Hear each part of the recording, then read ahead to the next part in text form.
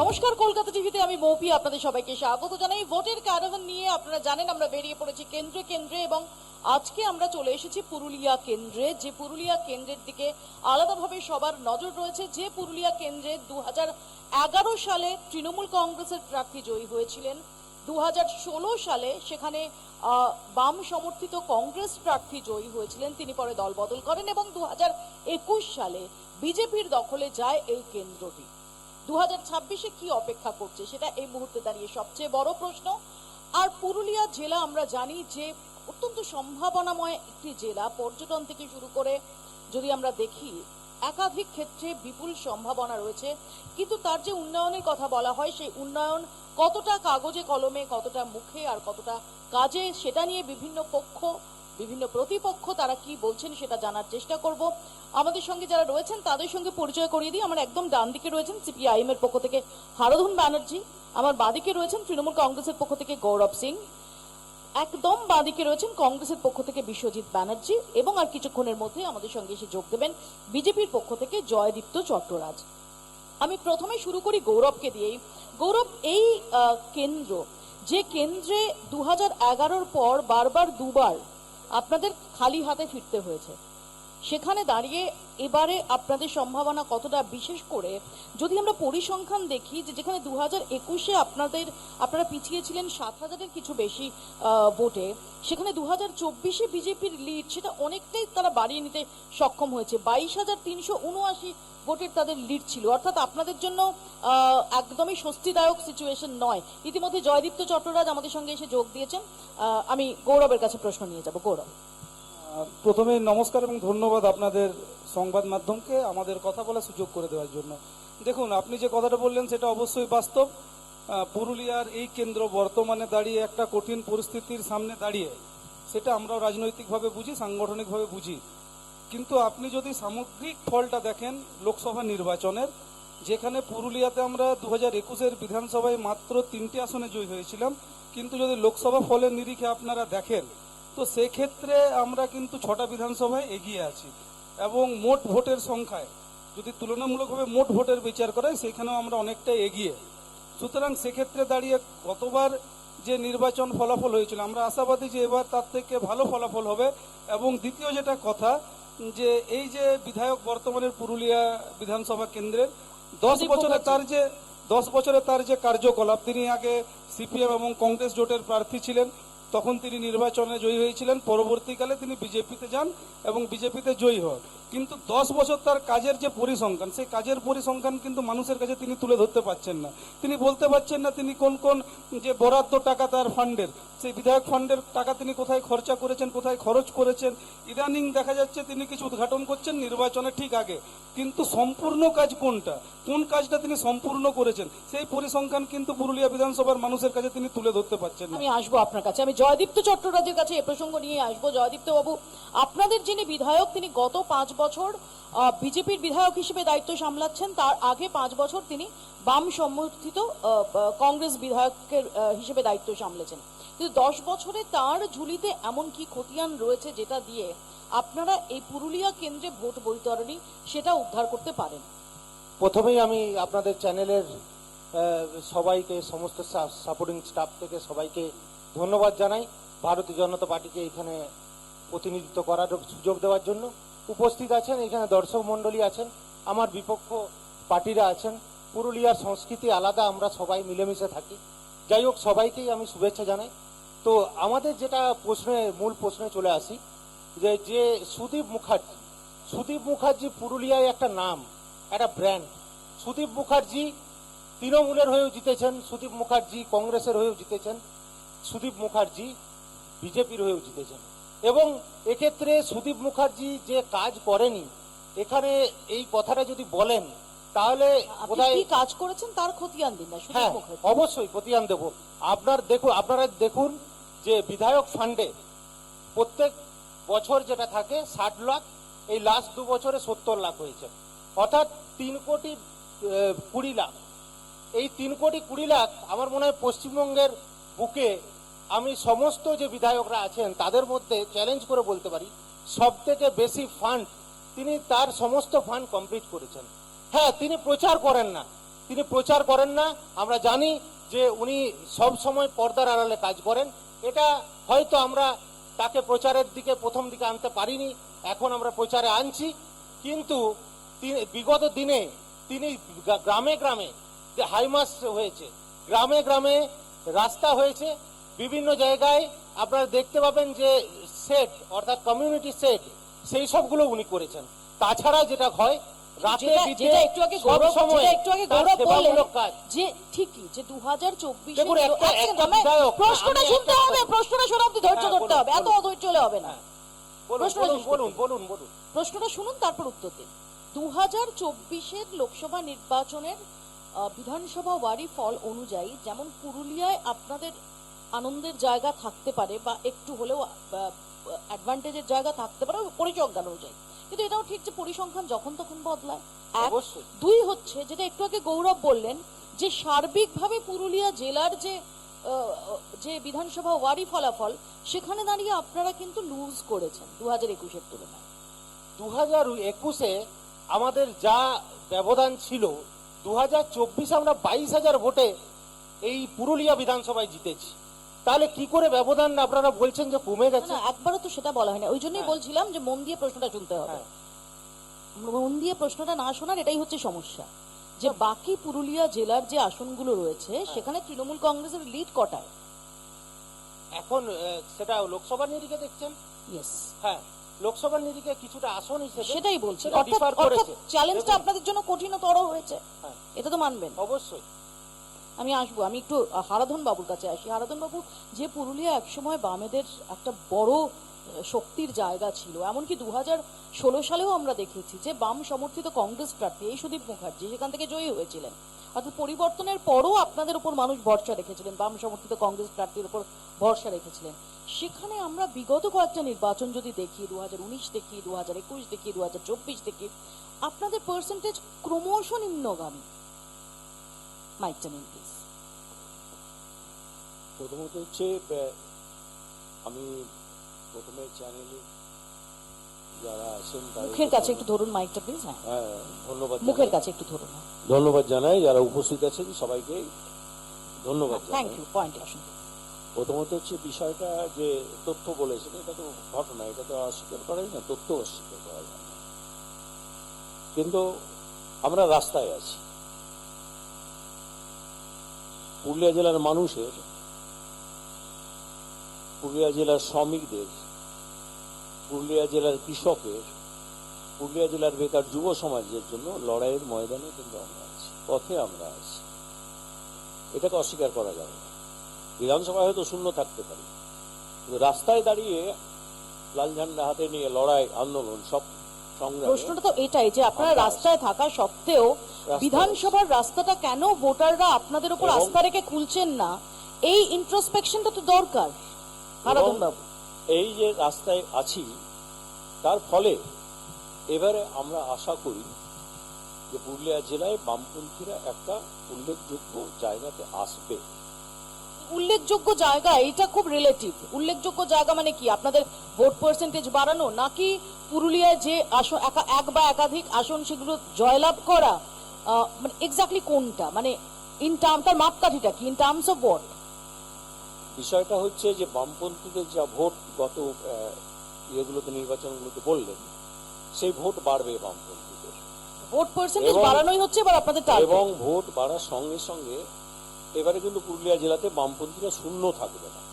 এইটুকু অর্থাৎ পুরুলিয়া জেলায় একটা না একটা আসন পাবেন, হ্যাঁ, এটা আপনি বলছেন। বামপন্থীরা আসন পাবে। আমি এখানে একটুখানি আসি বিশ্বজিৎ বাবুর কাছে, কারণ বিশ্বজিৎ বাবু আপনারা 294টা আসনে বহু বছর পর এককভাবে প্রতিদ্বন্দ্বিতা করছেন। আজকে কিছুক্ষণ আগে মল্লিকার্জুন খার্গে তিনি আপনাদের ইশতেহার প্রকাশ করেছেন, বাংলার নির্বাচনে সর্বভারতীয় প্রেসিডেন্ট এসে ইশতেহার প্রকাশ করছেন, এটাও অনেকদিন পর হচ্ছে।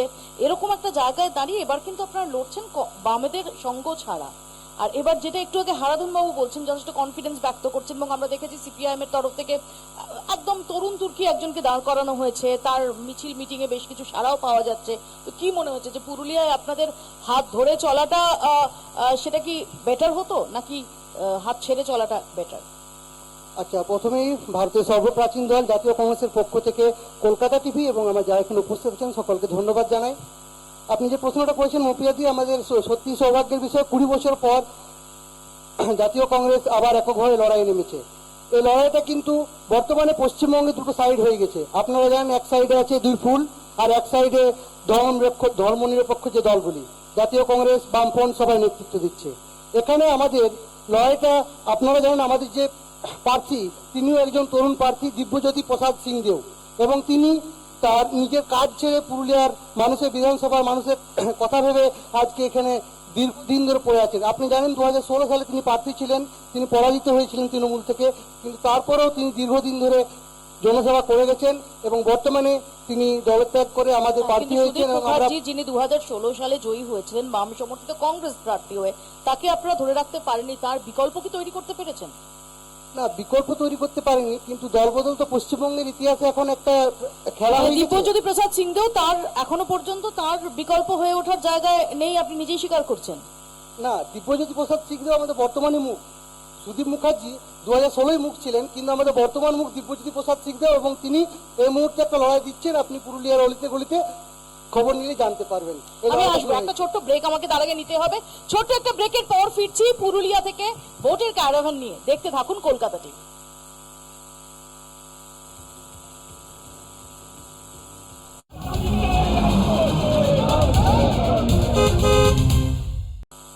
ফিরে এলাম বিরতির পর। আপনারা দেখছেন ভোটের ক্যারাভান পুরুলিয়া থেকে সরাসরি। আমরা যখন আজকে আলোচনা করছি তার ঠিক কয়েক ঘন্টা আগে, গতকাল মধ্যরাতে যে সাপ্লিমেন্টারি লিস্ট বেরিয়েছে, সেই সাপ্লিমেন্টারি লিস্টের যে সংখ্যাটা, সেই সংখ্যাটা নিয়ে এই মুহূর্তে গোটা রাজ্য তোলপাড়। আমরা জানি যে গত কয়েক মাস ধরে রাজ্য রাজনীতির মূল অভিমুখ হয়ে দাঁড়িয়েছে এই এসআইআর ইস্যু, এবং গতকাল রাতে যে তথ্য পাওয়া গেছে, যেখানে যে অ্যাডজুডিকেশনের আন্ডারে যে হিউজ নাম্বার ছিল, তার মধ্যে 32 লক্ষ ক্লিয়ার হলেও 27 লক্ষের মতো নাম সেগুলো বাদ গেছে। অর্থাৎ সব মিলিয়ে এখনো পর্যন্ত বাদ যাওয়া, এই রাজ্যে বাদ যাওয়া সংখ্যাটা সেটা 91 লক্ষের আশপাশে, যার থেকে এই পুরুলিয়া জেলাও বাইরে নয়। আমরা এই এসআইআর প্রসঙ্গে আসবো। আমি প্রথমে জয়দীপ্ত বাবুর কাছেই আসি। জয়দীপ্ত বাবু, যে হিউজ একটা নাম্বার বাদ গেছে এবং পুরুলিয়া কেন্দ্র সেখানেও বাদ গেছে, এবং বহু বৈধ ভোটার আমরা দেখতে পাচ্ছি যে তাদের নাম বাদ গেছে। যে উদ্দেশ্যে এই এসআইআর শুরু হয়েছিল, যে অবৈধ অনুপ্রবেশকারীদের বাদ দেওয়া, সেটা অত্যন্ত জরুরি, এ বিষয়ে সন্দেহের কোনো অবকাশ নেই। কিন্তু ফাইনালি আমরা বহু সাধারণ মানুষকে দেখতে পাচ্ছি যারা জানেন না যে তাদের নাম কেন বাদ গেছে। আজকে বিভিন্ন জায়গায় ট্রাইব্যুনাল ভিড়, সেখানে আমরা দেখতে পাচ্ছি লোকের কিভাবে ট্রাইব্যুনালে আপিল করবেন সেই জন্য ভিড়। সেখানে আমরা দেখতে পাচ্ছি বহু মানুষ খুব বিভ্রান্ত, এবং এত বিপুল সংখ্যায় নাম, তারা ভোটের বাইরে থাকবেন। প্রথমেই বলি, এসআইআর এরকম নয় যে এই সরকারের আমলেই শুরু হলো। এই এসআইআর একটা প্রক্রিয়া যেটা প্রত্যেক 20 বছর অন্তর হয়। এবারও হয়েছে, এবারে একটু দেরিতে 23 বছর হয়েছে। এবং এই যে নামগুলো প্রথম লিস্টে 91 লক্ষর মধ্যে আপনাকে প্রথমেই 27 লক্ষ বাদ দিয়ে দিন।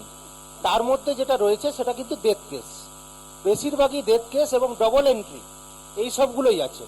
বাকি যেটা আছে, এখনো কিন্তু এসআইআর প্রসেস শেষ হয়ে যায়নি, এখনো অ্যাডজুডিকেশন আছে, সেগুলো নিয়ে আরো ভাবনা চিন্তা চলছে। আপনারা যদি 2002 সালের লিস্টটা দেখেন, সেই সময় কারা সরকারে ছিল আপনারা জানেন। সেই সময় কিন্তু আমরা অধিকাংশ অনেকেই বিএলও কাজ করেছে, বিএলএ পার্টির তরফ থেকে বিএলএ 2 এর কাজও করেছে। আপনারা দেখেছেন 2002-এ অনেক জেনুইন ভোটারের নাম সেই লিস্টে পাওয়া যায়নি, হ্যাঁ কি না? তাহলে সেই সময়ের ব্যাপারটা কেন দেখা হচ্ছে না? পরবর্তীকালে তাদের নাম অ্যাড হয়েছে, আবার 6 নম্বর ফর্ম ফিল আপ করে আবার তাদের নাম। কোনো বৈধ ভোটারের, সে যে কোনো রাজনীতি হোক, যে কোনো জাত হোক, যে কোনো জয়দীপ্ত বাবু, একজনেরও নাম বাদ যাবে না, গ্যারান্টি। এখানেই আমার প্রশ্ন, যে এই যে এত ঠিকই আপনাদের যারা বিরোধী তারা যে বারবার এই অভিযোগগুলো করছেন, আপনাদের দায়ী করছেন, আমি ধরেন এই গোটাটার উত্তর আপনারা একটা সংখ্যা দিয়ে এক্ষুনি দিয়ে দিতে পারেন এবং সবার মুখ বন্ধ করে দিতে পারেন। কি সংখ্যাটা জানেন? যে কত অবৈধ অনুপ্রবেশকারী এবং রোহিঙ্গার নাম বাদ গেছে, সেই নাম্বারটা আপনারা দিতে পারছেন না। তাহলে এই 27 লক্ষের মধ্যেই তো আসল খেলাটা আছে। সেই খেলাটা বার করুন না। তার মধ্যে একটু বলি, প্রসেসটা কি শেষ হয়ে মানজ গেছে? আগরওয়াল বলছেন যে এই তথ্যটা আমরা দিতে পারবো না, এটা এমএইচএ অর্থাৎ কেন্দ্রীয় স্বরাষ্ট্র মন্ত্রক দিতে পারবে। কেন্দ্রীয় স্বরাষ্ট্রমন্ত্রীকে যখন প্রশ্ন করা হচ্ছে তখন তিনি বলছেন যে এটা ইলেকশন কমিশন দিতে পারবে। তাহলে এই রোহিঙ্গা এবং অবৈধ অনুপ্রবেশকারীর কত নাম বাদ গেছে, যেটা আপনাদের আসল অবজেক্টিভ অর্থাৎ ইলেকশন কমিশনের আসল অবজেক্টিভ ছিল, সেইটাই জানা গেল না। অথচ বহু মানুষ তারা বলছেন যে তারা বহু বছর ধরে এখানের ভোটার, তারা আজীবন এদেশের নাগরিক, তাদের নাগরিকত্ব প্রমাণ দিতে হচ্ছে। দেখুন, নাগরিকত্ব তো প্রমাণ দিতেই হবে। আমি যে কোনো জায়গায় আজকে যে কোনো দেশেই নাগরিকত্বের ব্যাপার আছে। ফাইন, তাহলে ভারতবর্ষ তো নেই তাহলে শুধু। সেই নাগরিকদের ভোটে যারা যারা যেখানে যেখানে নির্বাচিত হয়েছেন, ধরা যাক পুরুলিয়াতেই আপনাদের বিধায়ক নির্বাচিত হয়েছেন, তাহলে তার বৈধতা নিয়েও প্রশ্ন উঠে যাবে। প্রশ্ন উঠতেই পারে, শুধু আমাদের নয়, এই নাগরিকত্বের জন্য যাদের এত নাম বাদ গেছে, আজকে ভবানীপুর তাদের কেন্দ্রে প্রধানমন্ত্রী প্রধানমন্ত্রীর নাগরিকত্ব নিয়ে কত প্রশ্ন ভোটে উঠবে। জিতেছিলেন আর কত ভোট বাদ গেছে? তাহলে শান্তনু তাহলে তো এই ঠাকুরের প্রশ্ন নাগরিকত্ব নিয়ে প্রশ্ন উঠবে, সুকান্ত মজুমদারের নাগরিকত্ব নিয়ে প্রশ্ন উঠবে। তারা যদি আজকে সঠিক ডকুমেন্ট না পেশ করতে পারে তাহলে প্রশ্ন উঠতেই পারে, কিন্তু ডকুমেন্ট তারা পেশ করেছেন। যারা না, ডকুমেন্ট পেশ তাদের করবেন এবং এই নির্বাচিত 27 লক্ষের মধ্যে তাদের এখনো নাগরিকত্ব education- না, তাদের নির্বাচিত হওয়াটা, সেটা নিয়ে তো প্রশ্ন উঠে যাবে।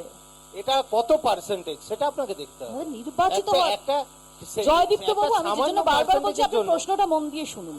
প্রধানমন্ত্রী নরেন্দ্র মোদীর নাগরিকত্ব নিয়ে প্রশ্ন উঠছে না, প্রশ্ন উঠছে যদি যারা ভোট দিয়েছেন তাদের একটা বড় অংশের নাগরিকত্ব যদি প্রশ্নের মুখে থাকে, তাহলে সেই সংশয় রয়েছে এমন নাগরিকদের ভোটে যারা জয়ী হবেন তাদের নির্বাচন নিয়ে, তাদের প্রতিনিধিত্ব নিয়ে প্রশ্ন উঠবে। প্রশ্ন তো অবশ্যই, আমি আপনার সাথে একমত, কিন্তু এই প্রশ্নটা 2002 সালে যাদের নাম ছিল না, এসআইআর এর পরে যাদের নাম বাদ গেছিল, তারপরেও তো বিভিন্ন সরকার এসেছে, তাদেরকেও তো করা হয়নি। কিন্তু এটা একটা প্রসেস, সেটা চলতে থাকবে। আমি আসবো আপনার এসআইআর কাছে। প্রসেস কি বন্ধ হয়ে গেছে? আমি আসবো, আমি এখানেই আসি গৌরবের কাছে। যে গৌরব, প্রথমত হচ্ছে বিজেপি যে অভিযোগটা করছে যে আসলে এই যে লজিক্যাল ডিসক্রিপেন্সি, এই যে এত সংখ্যক মানুষ তাদের যে হয়রানি, আসলে কোথাও এটা ইচ্ছাকৃতভাবে তৃণমূলপন্থী বিএলওদের দিয়ে করানো হয়েছে, যাতে এই এসআইআর এর আঁচটা সেটা পুরোদস্তুর বিজেপি এবং ইলেকশন কমিশনের উপর পড়ে। 1, 2, তামিলনাড়ুতে 97 লক্ষের কাছাকাছি নাম বাদ গেছে, উত্তরপ্রদেশে আরো বেশি সংখ্যাটা, পশ্চিমবঙ্গ নিয়ে এত হই হই কেন? আমি বিজেপির মুখপত্রের কথা ধরেই বলতে চাই, শুভেন্দু অধিকারী বিভিন্ন সভায় বলে বেড়াচ্ছেন, বিভিন্ন জায়গায় বলে বেড়াচ্ছিলেন 1.5 কোটি রোহিঙ্গা বাংলাদেশি পশ্চিমবঙ্গে আছে। এখন ওনার মুখপত্র বলছে 27 লাখের মধ্যে খেলাটা আছে। তাহলে শুভেন্দুবাবু মিথ্যা কথা বলেছিলেন না উনি মিথ্যা কথা বলছেন সেটা আমি জানি না। উনি বলছেন এসআইআর, আমাকে বলে নিতে দিন, উনি বলছেন এসআইআর এর আগেও হয়েছে, আমরা তো বলছি এসআইআর এর আগেও হয়েছে, কিন্তু কোথায় 150 জনকে মরতে হয়েছে? কিন্তু আবার গৌরব, একই পিতার শতাধিক সন্তান, সেটাও তো পশ্চিমবঙ্গে হয়েছে তো। অবশ্যই তাদেরকে বাদ দিয়ে দিন না, কে বলছে? কিন্তু পুরুলিয়ার বুকে দুর্জন মৃত মাঝি, মানুষ এসে ভোট দিয়ে গেছেন, হয়েছে তো। অবশ্যই সেটা ভুল, তাদেরকে বাদ দিয়ে দিন। তেমন তার জন্য সময় নিন আপনারা, 2 মাসে তো আপনি সব করতে পারেন না। নির্বাচনের আগেই যেভাবে হোক নির্বাচন জিততে হবে, তার জন্য আমাকে এসআইআর 2 মাসের মধ্যে পুরো করতে হবে, এটা কোথায় লেখা আছে? আর যে ট্রাইব্যুনাল, এটা তো মমতা ব্যানার্জির লড়াই। আজ যে সময়সীমা বেড়েছে মানুষকে তার ভোটাধিকার ফিরিয়ে দেওয়ার জন্য, মমতা ব্যানার্জির লড়াই, সুপ্রিম কোর্টের লড়াই, রাস্তায় লড়াই। আজ যখন মানুষ ফর্ম ফিল আপ করছিল, বিজেপি নেতা কোথায় ছিলেন? সুদীপ মুখার্জি কোথায় ছিলেন? কোথায় ফর্ম ফিল আপ করা হয়েছে? কোথায় বিজেপির একটা ক্যাম্প ছিল? কোন দলের ক্যাম্প ছিল? তৃণমূল কর্মীরা ক্যাম্প করে বসেছিল, মানুষের ফর্ম ফিল আপ করছিল, মানুষকে স্টিকটা ধরিয়ে দিচ্ছিল, মানুষকে জল দিচ্ছিল, টিফিন দিচ্ছিল। বিজেপি শুধু লাইন দেওয়া করাচ্ছিল। শেষ কথা যেটা বলে নি, আরে এসআর এর বলি হতে হয়েছে আমাদের পুরুলিয়া নানার দুর্জন মাঝি, মুসলিম নয়, রোহিঙ্গা নয়, 82 বছরের বৃদ্ধ এসআইআর আতঙ্কে আত্মহত্যা করেছেন দেবরাজ হেমব্রম, পুরুলিয়ার আদিবাসী যুবক মানবাজারের আত্মহত্যা করতে হয়েছে। বিজেপি জবাব দেবে না? গর্ভবতী মহিলারা কেন লাইনে দাঁড়িয়েছিল? আমি জবাব আসবো। তো দিতেই হবে। আসবো, ওখান থেকে কথা নয় ভাই, আসবো। একটা ছোট্ট ব্রেক আমাকে নিতেই হবে, ছোট্ট একটা ব্রেকের পর ফিরছি, দেখতে থাকুন ভোটের ক্যারাভান। ভাই ওখান থেকে কথা না, ওখান থেকে কথা নয়।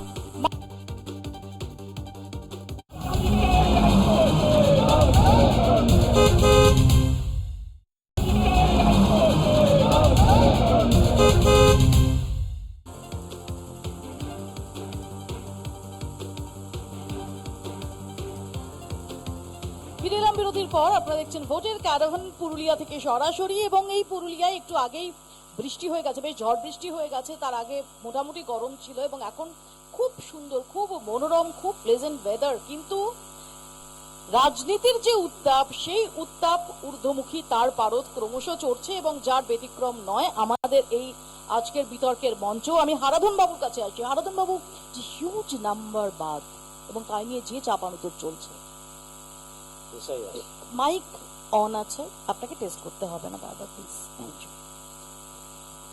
এসআইআর সম্পর্কে যে বিষয়টা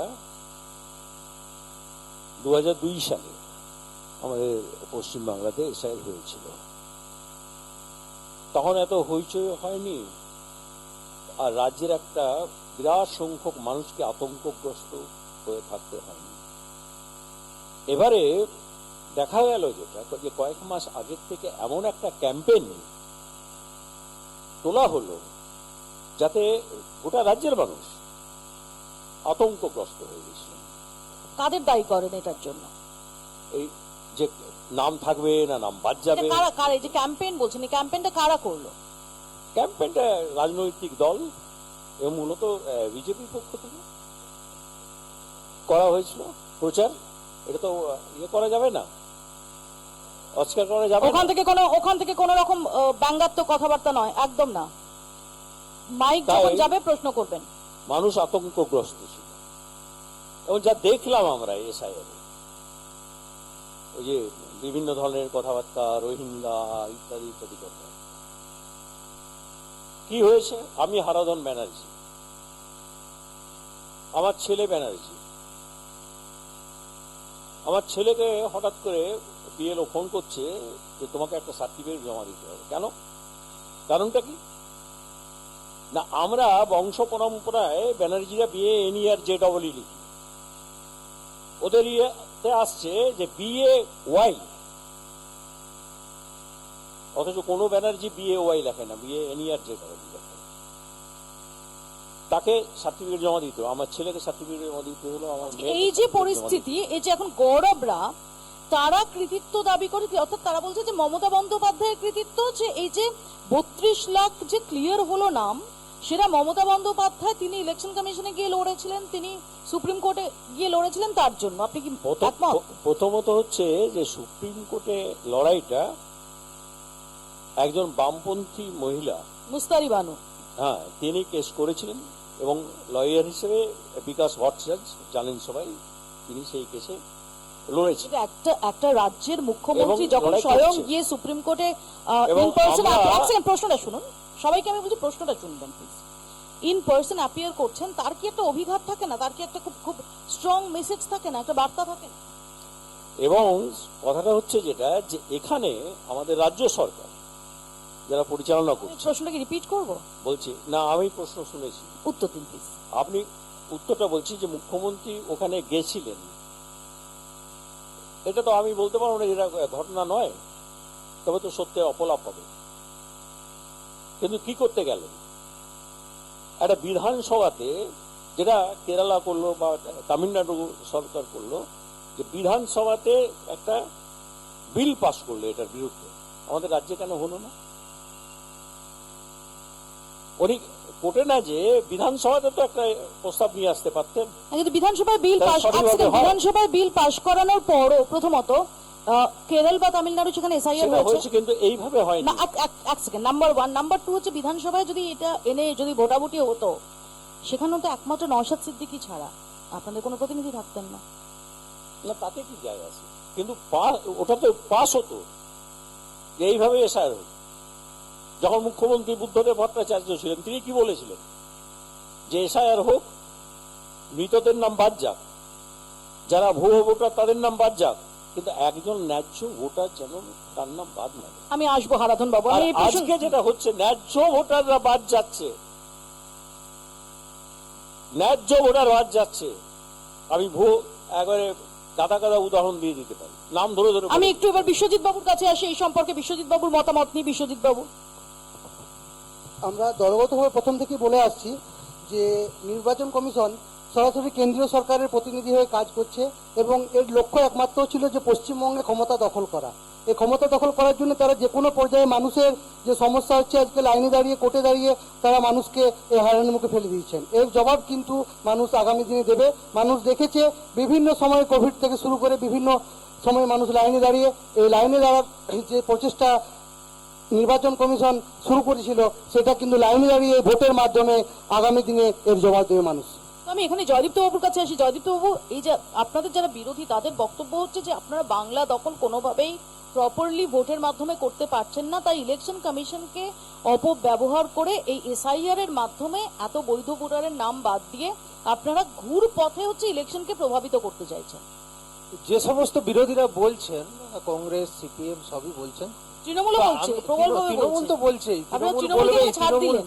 তৃণমূল বলবেই জানি, কেননা তাদেরই সব থেকে বেশি ক্ষতি হচ্ছে। অনুপ্রবেশ থেকে শুরু করে সব বেশিরভাগ ভোট তো ওই যে একজনের 100টা ছেলে আর ওই যে একজনের ওই কি বলে তার দেখা যাচ্ছে 40 বছরে সে দাদু হয়ে গেছে, 10টা নাতির, তাদের তো লাগবেই। আমি যেটা কংগ্রেস এবং সিপিএম আমাদের তাদেরকে বলছি, প্রতিনিধিদের, যে তাদের রাজ্যগুলো, তারা যে রাজ্যে আছে তাদের রাজ্য এসআইআর হয়েছে। ওই কেরালাতে তো এরকম শুনেছেন?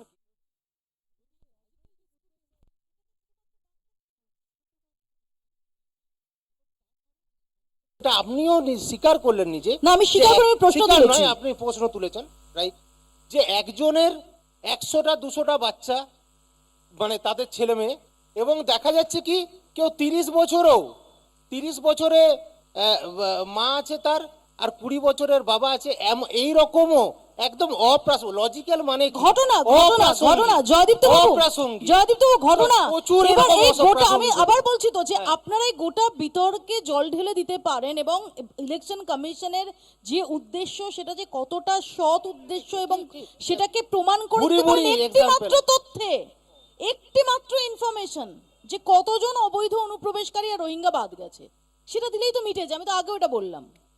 এগুলোই তো যাদেরকে এই যে ব্যাপারগুলো আছে, যে লজিক্যালি যেগুলোকে প্রুভ করা যাচ্ছে না, সেগুলোই তো অনুপ্রবেশের সাথে থাকতেও পারে।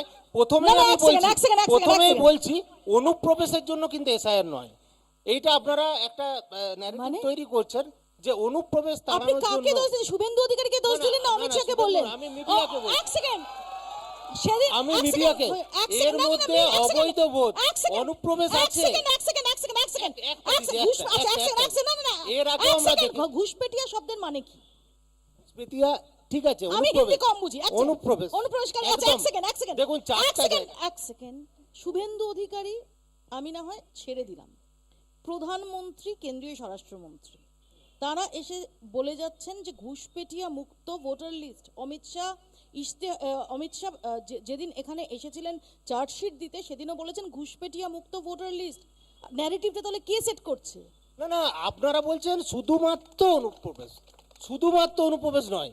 দেখুন আজকে বিভিন্ন জায়গায়, কলকাতা পার্শ্ববর্তী বেশ কিছু জায়গায়, একটা শুনবেন একটু প্লিজ, যে বেশ কিছু ভোটের বিধানসভার ব্যবধান হয়েছে 5000-এর মধ্যে, এবং সেখানে এসআইআর দেখছেন শুধুমাত্র মৃত ভোটারই বাদ যাচ্ছে। 10,000, 15,000, 20,000, 26,000 এরকম রেশিও আসছে। অনুপ্রবেশ শুধু নয়, এই অবৈধ ভোটারের মাধ্যমেও তৃণমূল সরকারে এসছে, এই মৃত ভোটাররাও ভোট দিয়েছে। আপনারা একটা গল্প জানেন যে একজন নাতি এসেছে, আমার ঠাকুমা ভোট দিতে এসেছিল, তারা কি বলছে যে না, তো হ্যাঁ তোমার ঠাকুমা ভোট দিয়ে চলে গেছে। নাতি বলছে ইস এবারেও দেখা হলো না ঠাকুমার সাথে। বলছে কেন, ঘরে থাকো, দেখা হয় না? না, উনি তো মারা গেছেন বহুদিন, কিন্তু এই ভোটের দিন চলে আসেন। আমি আসবো গৌরবের কাছে, এইসব এর গল্প উত্তর তো নেবো। শোনা তার আগে যায়। একটা ছোট্ট ব্রেক আমাকে নিতেই হবে। ছোট্ট একটা ব্রেকের পর ফিরছি। দেখতে থাকুন ভোটের ক্যারাভান পুরুলিয়া থেকে সরাসরি।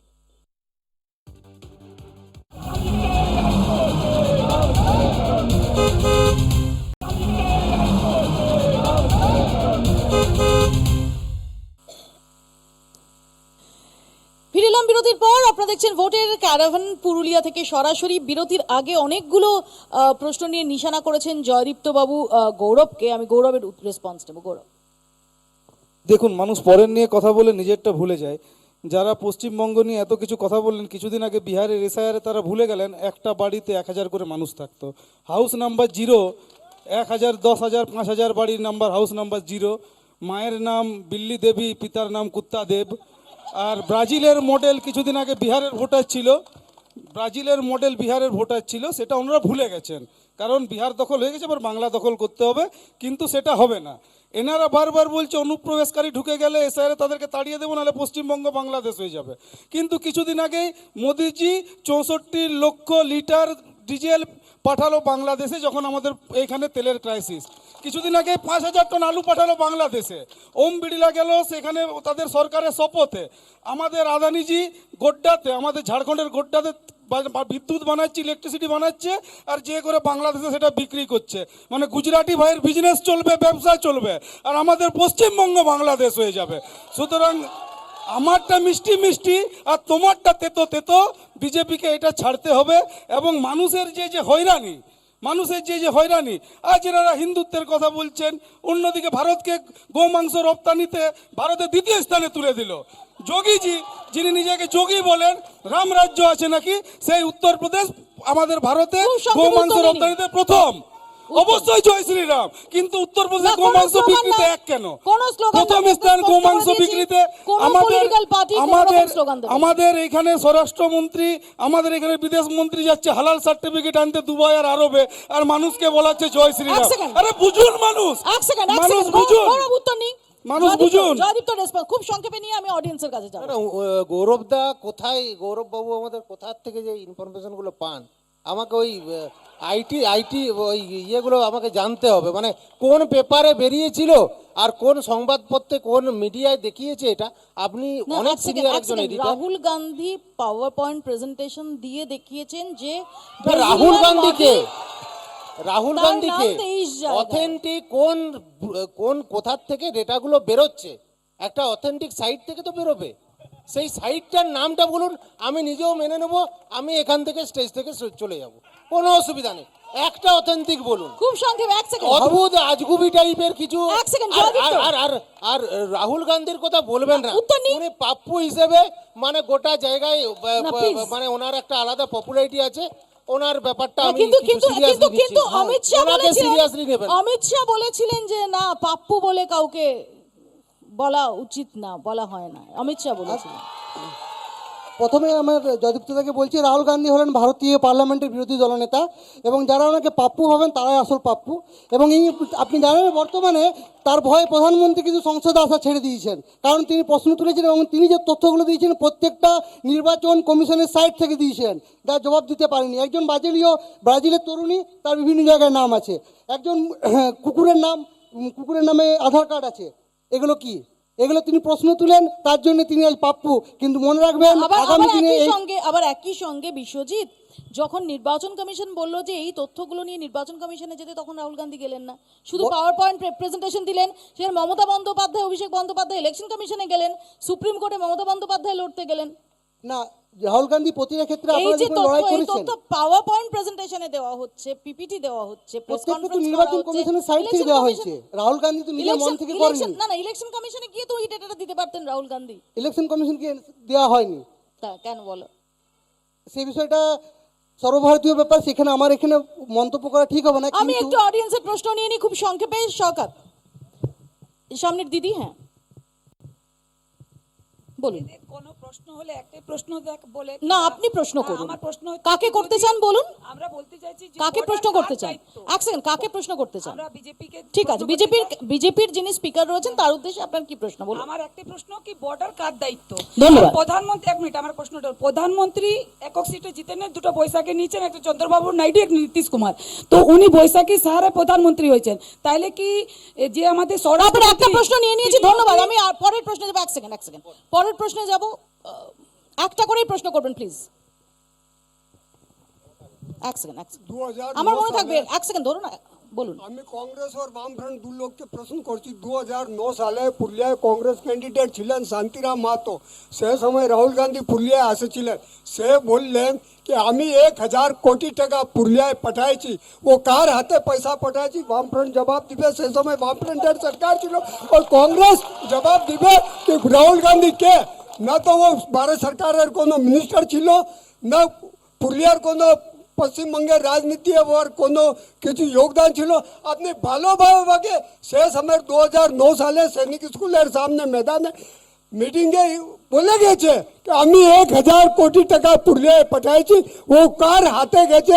বামফ্রন্ট, তারপরে বামফ্রন্ট আর কংগ্রেসের মিলেজুলি সরকার, সরকার তো আগেই ধন্যবাদ ধন্যবাদ ধন্যবাদ, আমি যাব, ধন্যবাদ। ভ্যালিড প্রশ্ন নেব, আমি উত্তর নেব। এক সেকেন্ড, খুব সংক্ষেপে। আমি সরাসরি তৃণমূল কংগ্রেসকে বলতে চাই, বিশেষ করে যিনি স্টেজে আছেন গৌরব সিং, প্রথম নাম্বার এসআইআর এর ব্যাপারে এই পুরুলিয়া একটাই প্রশ্ন এই পুরুলিয়া জেলায় 1,92,762 জনের নাম কাটা গেছে। আমার প্রশ্ন, কোন বৈধ ভোটারের নাম কাটা গেছে সেটা তৃণমূল কংগ্রেস চিহ্নিত করুক, আমাদেরকে বলুক কোন বৈধ ভোটারের নাম কাটা গেছে। 1,92,762, যাদের এখনো নাম আসেনি, তারা ডকুমেন্টসের ব্যাপারে আটকে আছে, এখন প্রসেসিং এ চলছে, তাদের নামও ভোটার লিস্টে কিছু করা হবে। ধন্যবাদ। তিনটে প্রশ্ন, আমি এক এক করে যাই, খুব সংক্ষেপে আমি সবার কাছে উত্তর নেব। প্রথম হচ্ছে জয়দীপ্ত বাবু, ওনার প্রশ্ন ছিল যে আপনার অনুপ্রবেশকারীর কথা বলছেন, বর্ডার কার দায়িত্ব? অন আছে, আপনি বলুন না। অন আছে, আপনি তাহলে অফ করে দিয়েছেন, দেখুন। এটাকে অন করুন। হ্যালো, ববিতা বৌদিকে প্রথমেই ধন্যবাদ জানাই। সরাসরি কোনো ব্যক্তিগত আলোচনায় নয়, আচ্ছা, আচ্ছা। স্ট্রেট আপনি উত্তর দিন। যাই একজন হোক, অডিয়েন্সের একজন প্রশ্ন করেছেন। আমি প্রথমেই ধন্যবাদ জানাই। হ্যাঁ, বর্ডারের দায়িত্ব আমাদের, আমাদের মানে কেন্দ্রীয় সরকারের, কিন্তু বর্ডার তৈরি করার জন্য পশ্চিমবঙ্গে 550 কিলোমিটার রাস্তা বর্ডারের জন্য জমির ব্যাপারে এটা কিন্তু রাজ্য সরকারকে দিতে হয়। রাজ্য সরকারকে টাকা পাঠিয়ে দেওয়া হয়েছে 3.5 বছর আগে। রাজ্য সরকার করেনি এই সিল, বর্ডার সিল তারা করেনি, তারা জমি দেয়নি।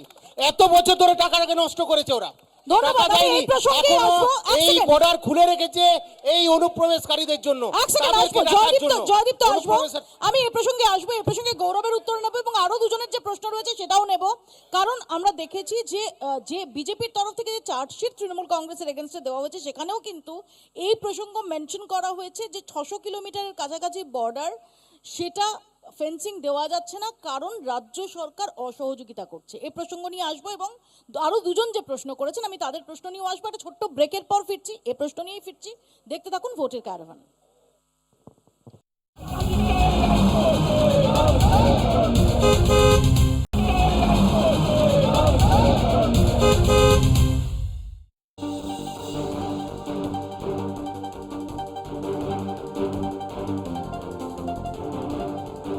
ফিরিলাম বিরতির পর, আপনারা দেখছেন ভোটের ক্যারাভান পুরুলিয়া থেকে সরাসরি। বিরতিতে যাওয়ার আগে জয়দীপ্ত যে প্রসঙ্গ তুলেছেন, এই প্রশ্ন তো উঠবে গৌরব, যে জমি, একটা ফেন্সিং এর জন্য জমি লাগে, এবং কেন্দ্রীয় স্বরাষ্ট্রমন্ত্রী তিনিও যে অভিযোগ করেছেন যে তিনি নিজে এসে তিনি বলেছেন যে কোনো পলিটিক্যাল ইগো রাখিনি, আমি আমার দপ্তরের সচিবকে পাঠিয়েছি, আমি নিজে এসেছি কোঅপারেট করার জন্য, কারণ এর সঙ্গে জাতীয় সুরক্ষা সেটা সম্পর্কিত। তা সত্ত্বেও তৃণমূল কংগ্রেস নেতৃত্বাধীন সরকার তারা কোঅপারেট করেনি। কেন? জমি দিতে প্রবলেম কোথায়? দেখুন, স্বরাষ্ট্রমন্ত্রী অনেক কিছুই বলবেন। বিএসএফ এর যে আয়তাধীন জায়গা সেটা 50 কিলোমিটার পর্যন্ত বাড়িয়ে দেওয়া হয়েছে। আচ্ছা, আমি ধরলাম ফেন্সিংও তো আচ্ছা, দরকার। বলছি, উত্তর দিচ্ছি আপনার। আমি ধরলাম মমতা ব্যানার্জি ফেন্সিং এর জমির পর, ফেন্সিং এর জমি দেওয়ার পর যদি এই অভিযোগ, যদি যে অভিযোগ করছেন অমিত শাহ, ফেন্সিং এর জমি দেওয়ার পর তারপরও যদি অনুপ্রবেশ নিয়ে কথা হয়, ডেফিনেটলি তার দায় নিতে হবে কেন্দ্রীয় স্বরাষ্ট্রমন্ত্রীকে, কেন্দ্রীয় স্বরাষ্ট্র মন্ত্রককে। অবশ্যই। কিন্তু জমিটা কি দেওয়া যেত না? অবশ্যই। আমাদের পশ্চিম বাংলায় মমতা ব্যানার্জি জমির অধিকার আটকেছে, হয়তো পাকিস্তান পাঞ্জাবে কে আটকেছে, পুলওয়ামা কি করে হলো, পহেলগাম কি করে হলো? পহেলগামে তো সব জমি দেওয়া আছে স্বরাষ্ট্র মন্ত্রককে। পহেলগামে কি করে মানুষকে মেরে দিল আতঙ্কবাদী সন্ত্রাসবাদীরা ঢুকে, পুলওয়ামাতে 500 কিলো আরডিএক্স কি করে ঢুকে যায়? এইখানে তো আমরা বিএসএফ এর অধিকার 50 কিলোমিটার পর্যন্ত করা হয়েছে। সুতরাং আপনি যে ব্যর্থ, আপনি বিএসএফ কে সামলাতে, আপনি বর্ডার সামলাতে ব্যর্থ। আপনি বলেছিলেন নোটবন্দি করে দিলে সন্ত্রাসবাদ ধুয়ে মুছে যাবে। কোথায় সন্ত্রাসবাদ ধুয়ে মুছে গেল? কি করে 500 কিলো আরডিএক্স ঢুকছে? সুতরাং নিজের ব্যর্থতা স্বীকার করতে হবে স্বরাষ্ট্রমন্ত্রী। একজন বয়স্ক প্রবীণ মানুষের প্রশ্ন ছিল যে রাহুল গান্ধী 2009 সালে পুরুলিয়াতে এসে 1000 কোটি টাকা পাঠানোর কথা বলেছিলেন, সে সময় ইউপিএ সরকার ছিল, সেটা কোথায়? আচ্ছা, প্রথমে অসংখ্য ধন্যবাদ। না, অসংখ্য ধন্যবাদ, পরে দিতে হবে, প্রশ্নের উত্তর দিন, সময় কম। হ্যাঁ, ব্যাপারটা হচ্ছে সেই সময় যে কথাটা বলা হয়েছে, তিনি একজন রাজনৈতিক নেতা হিসেবে সে কথাটা বলেছেন। মানে রাজনৈতিক নেতা হিসেবে বললে তার কোনো দায় নিতে হবে না? না, দায় নিতে হবে। এই যে মোদি এসে নিয়ে পুরুলিয়াতে বলেছিলেন পুরুলিয়ার জন্য অনেক কিছু করেছি বা অনেক প্রকল্প দেবো, তিনি কতটা করেছেন? না না না, ঠিক তিনি আছে, কতটা করেছেন? ধরে নিলাম যে তিনি করেননি, তাহলে Rahul Gandhi is equal to Narendra Modi. না, তিনি প্রতিশ্রুতি দিয়েছেন পুরুলিয়ার তাহলে- পরিকল্পনা উন্নয়নের জন্য এই অর্থটা ব্যয় করা হবে। তিনি একটা পরিকল্পনা দিয়েছেন। না তিনি না, কিন্তু তাহলে টাকা দেবার কথা তাহলে বলতে পারেন নরেন্দ্র না। মোদীকে তো আপনারাই নানা রকম অভিযোগ করেন যে তিনি যা বলেন তা জুমলা, তাহলে নরেন্দ্র মোদীর যদি জুমলা হয় রাহুল গান্ধীরও জুমলা। না, রাহুল গান্ধী জুমলা কেন হবে? এই আপনি তো বললেন পলিটিক্যাল লিডারদের এসে যে কোনো কথা বলে দিতে হয়, তাতে তিনি অত একটা গুরুত্ব দিতে নেই। প্রতিশ্রুতি দিয়েছেন, এখানে কাজ করার পরিকল্পনা। আপনি দুটো পার্থক্য বুঝুন। একটা পরিকল্পনা, তিনি একটা পরিকল্পনার কথা বলেছিলেন, যে কথা বলেছে 2009 সালে আমি তখন মাধ্যমিকও পাস করিনি, এবং যার কথা বলেছে জুমলা শান্তিরাম বাবু। যদি জুমলা হয়, জুমলা যদি জুমলা হয়, সেটা নরেন্দ্র মোদীরও জুমলা, রাহুল গান্ধীরও জুমলা। না, বর্তমানে ক্ষমতায় তো নরেন্দ্র মোদী। আর জুমলা আমরা তো যদি আমরা তো বিরোধী। যদি যদি আমরা তো রাহুল বিরোধী। গান্ধীর কাছে জুমলা জাস্টিফাইড হয়ে যায়, তাহলে নরেন্দ্র মোদীর কাছেও আপনাকে জুমলা জাস্টিফাইড ধরে নিতে হবে। না, সেটা কেন হবে? ব্যাপারটা যে সময়ের কথা বলা হচ্ছে তৎকালীন ইউপিএ সরকার, তিনি একজন এসে পরিকল্পনার কথা বলেছেন, আর নরেন্দ্র মোদী এখানে বলছেন এই করে দেবো ওই করে দেবো। তিনি এই করে দেবো ওই করে দেবো কথা তাহলে already রাহুল বলেন। গান্ধী কেন করতে পারলেন না, মানে কি কারণে? তৎকালীন সময়ে সরকার ছিল বামফ্রন্টের এবং কেন্দ্রীয় সরকার ছিল ইউপিএ, মাঝে যদি কোনো সমস্যা হলে সে কথা আমার জানা নেই। তাহলে এখন যে ইশতেহার প্রকাশ করছেন, আপনি বলছেন যে আসলে সরকারে যেহেতু কংগ্রেস আসেনি, তাহলে কবে সরকারে কংগ্রেস আসবে কেউ জানে না, তাহলে খেয়ালি পুলাও, তাতে যত ইচ্ছে ঘি মেশানো যায়। না, একটা রাজনৈতিক দল হিসেবে আমরা তো লড়াই করতেই পারি। ভারতবর্ষের প্রাচীন না না, রাজনৈতিক দল লড়াইয়ের কথা হিসেবে কেউ বলছে না, ডেফিনেটলি আপনাদের লড়াই, কিন্তু যদি প্রতিশ্রুতি, যে কোনো প্রতিশ্রুতির দায়িত্ব যে কোনো রাজনৈতিক দলকে নিতে হবে। মমতা বন্দ্যোপাধ্যায় বললে মমতা বন্দ্যোপাধ্যায়কে নিতে হবে, নরেন্দ্র মোদী বললে নরেন্দ্র মোদীকে নিতে হবে, মোহাম্মদ সেলিম বললে মোহাম্মদ সেলিমকে নিতে হবে, রাহুল গান্ধী বললে রাহুল রাহুল গান্ধী গান্ধীকে নিতে হবে। নিশ্চয়ই, এটা তো আমি আরেকজনের যে প্রশ্ন ছিল আপনার উদ্দেশ্যে গৌরব, যে এই যে নাম বাদ গেছে, আপনি বলুন যে কজন বৈধ ভোটারের নাম বাদ গেছে। দেখুন, আপনি যে ট্রাইব্যুনাল এখানে চলছে, যে ট্রাইব্যুনাল, সেই ট্রাইব্যুনাল আপনি গেলেই দেখবেন। আজকে আমি গেছি সকালবেলায়, আমাকে বলছে দাদা আমাদের নামটা বাদ চলে গেছে, কি করতে হবে? আমাদের বিজেপি নেতাদেরকে তো আমি অনুরোধ করছি যে আপনারা ট্রাইব্যুনাল যান। আমরা তো চাইছি যে আপনারা লাইনের মাঝে যান, মানুষকে জিজ্ঞাসা করুন আপনাদের নাম কেন বাদ গেছে। মানুষ তো জবাব দেবে নির্বাচনে। আপনারা কেন ডিএম অফিস যাচ্ছেন? আমি তো ডিএম অফিসের বাইরে কোনো কর্মীকে দেখতে পাই না বিজেপির। আমি এসডি অফিসের বাইরে কোনো কর্মীকে দেখতে পাই না বিজেপির। আমরা দেখতে পাই না কোথাও ক্যাম্প করে বিজেপির লোকরা বলছে আচ্ছা ভাই তোমার নাম বাদ গেছে, কি জন্য বাদ গেছে? আরে আপনি মানুষের কাছে যাবেন তবে তো নাম জানবেন কার বাদ গেছে। আপনারা তো মানুষের সঙ্গে যোগাযোগে নেই, আপনারা তো মানুষের যোগাযোগে নেই, আমি আসবো। আপনারা বিপদে নেই, আপনারা জানবেন কি করে? কাকু, আপনাকে আমি বলেছি ধৈর্য ধরতে, প্রশ্ন করেছেন উত্তর পেয়ে গেছেন, আর ওখানে ফালতু উস্কাবেন না কিন্তু। হ্যাঁ, সম্মান দিয়ে কথা বলছি, আপনি ওখানে অকারণ উস্কাচ্ছেন কিন্তু, একদম না। আপনার স্বাস্থ্যের জন্য ভালো না, আপনার স্বাস্থ্যের জন্য ভালো নয়। ধৈর্য ধরুন। না না না না, একদম ঠিক। আপনি প্রবীণ মানুষ, ভালোভাবে বলছি, প্লিজ এটা করবেন না। আমি আপনার কাছে আসি হারাধন বাবু, সত্যি কত বৈধ ভোটারের নাম বাদ গেছে, যেটা যেটা প্রায় ডিনায়াল মোডে রয়েছে বিজেপি? অনেক আছে এরকম বৌদ্ধ ভোটারের নাম জানতে চাইছিলেন তো। আমি যে বুথে আছি সেই বুথে পদ্মা গায়েন এবং তার স্বামী বংশ পরম্পরায় আমার গ্রামের বাসিন্দা, তাদের দুজনের নাম তাদের ডিলিট স্ট্যাম্প দেওয়া। পদ্মা গায়েন এবং তার স্বামী, Lagda girls high school booth, এই লাগদা গার্লস স্কুল বুথ। একজন স্ত্রী, স্বামীর নাম আছে, স্ত্রীর নাম ডিলিট। তার সেই মহিলার ছেলের নাম আছে, তার মেয়ের নাম আছে। ছেলের নাম থাকবে, মেয়ের নাম থাকবে, আর মায়ের নামটা ডিলিট স্ট্যাম্প। আমার বুথে। জয়দীপ্ত, এটা কি সত্যি অস্বীকার করতে পারেন? সত্যি কি ডিনায়াল মোডে আমি থাকতে পারেন? একদম অস্বীকার করছি না। আমি 2002 আমি নিজে BLA 2 এর কাজ করেছি, এবং আমি দেখেছি যে ওনাদের সময় যেটা আমি প্রচুর নাম তাদের পাওয়া যায়নি। আজকে যদি সবার 2002 নাম প্রপারলি থাকতো তাহলে কি আজকে এই অবস্থা হতো? 2002 যখন পাওয়া গেল না, তার জন্যই তো।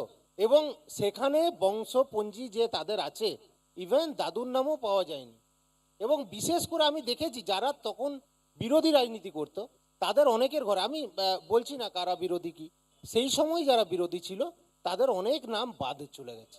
তাহলে ওইখানে ওই জন্যই 2000 যে আমাদের এই 26-এর যে এসআইআর চলছে, 25-এ যে চলছে, সেখানে ওইখানে কিছু সমস্যা হয়েছে, কিন্তু আমরা গ্যারেন্টি নিচ্ছি কোনো বৈধ ভোটারের নাম বাদ যাবে না। হ্যাঁ, একটু সময় লাগছে। না আমার আমার তো এখানেই প্রশ্ন যে 2024 আর কদিন পরেই যে নির্বাচন, সেই নির্বাচনে যদি একজন বৈধ ভোটারও ভোট দিতে না পারেন, সেটা কি ফেয়ার ইলেকশন বলা যাবে? একদম, সেটা দেখুন, একজন অবৈধ যেরকম বাদ যাওয়া মানে বৈধ ভোটার ভোট দিতে পারছে না, সেটা যেমন একটা ব্যাপার, তেমনি অবৈধ ভোটারের মাধ্যমে একজন বৈধ জনপ্রতিনিধিও হতে পারে না। পুরনো যেটা হয়েছে ন্যাচারাল জাস্টিসে, এখন ন্যাচারাল এখন- জাস্টিসে কি বলে জানেন যে 100 জনের মধ্যে একদম। 99 জন অপরাধীও মুক্ত হয়ে যেতে পারে, একজন নিরপরাধ যেন শাস্তি না পায়। বাস্তব তাহলে ক্ষেত্রে এই যে বৈধ ভোটাররা তারা শাস্তি, আমি যদি একজনও ধরে নিই, একজন নয়, নাম্বারটা হিউজ, কিন্তু কেন তারা কিসের মাসুল দিচ্ছেন? দেখুন, পার্সেন্টেজে যদি দেখেন, পার্সেন্টেজ আজকে পুরুলিয়া বিধানসভায় 2,74,000 সামথিং আছে, এটা সরকারি ডেটা। তার মধ্যে মাত্র 771 জনের বাদ গেছিল। সেগুলোকে এখন বর্তমানে যেটা আছে 200 সামথিং আছে। তার মানে প্রায় 3 লক্ষের মধ্যে 200 জন এখন আটকে আছে। তার মধ্যেও তাদের বর্তমান প্রশাসন যারা আছে, রাজ্য প্রশাসন, তারা কিন্তু বিভিন্ন রকম ভাবে যাতে মানুষের এই এসআইআর প্রক্রিয়ার উপর একটা মানে অভিযোগ আসে, তাই জন্য তারা কিন্তু অসহযোগিতা করছে। এটা গৌরব, মানতে হবে, প্রশাসন গৌরব, কিন্তু এটা এটা এটা তৃণমূল এটা সরকার। আপনারা, এটা আপনারা এটা একদম অভিযোগ। উদ্দেশ্যপ্রণোদিতভাবে করছেন, জয়দীপ্তদের অভিযোগ। আমরা পশ্চিমবঙ্গ সরকার মোট 1 লক্ষ সরকারি কর্মচারী এই এসআইআর প্রক্রিয়াকে সম্পন্ন করার জন্য নিয়োজিত করেছিল। সমস্ত লজিস্টিক সাপোর্ট আমরা প্রোভাইড করেছি।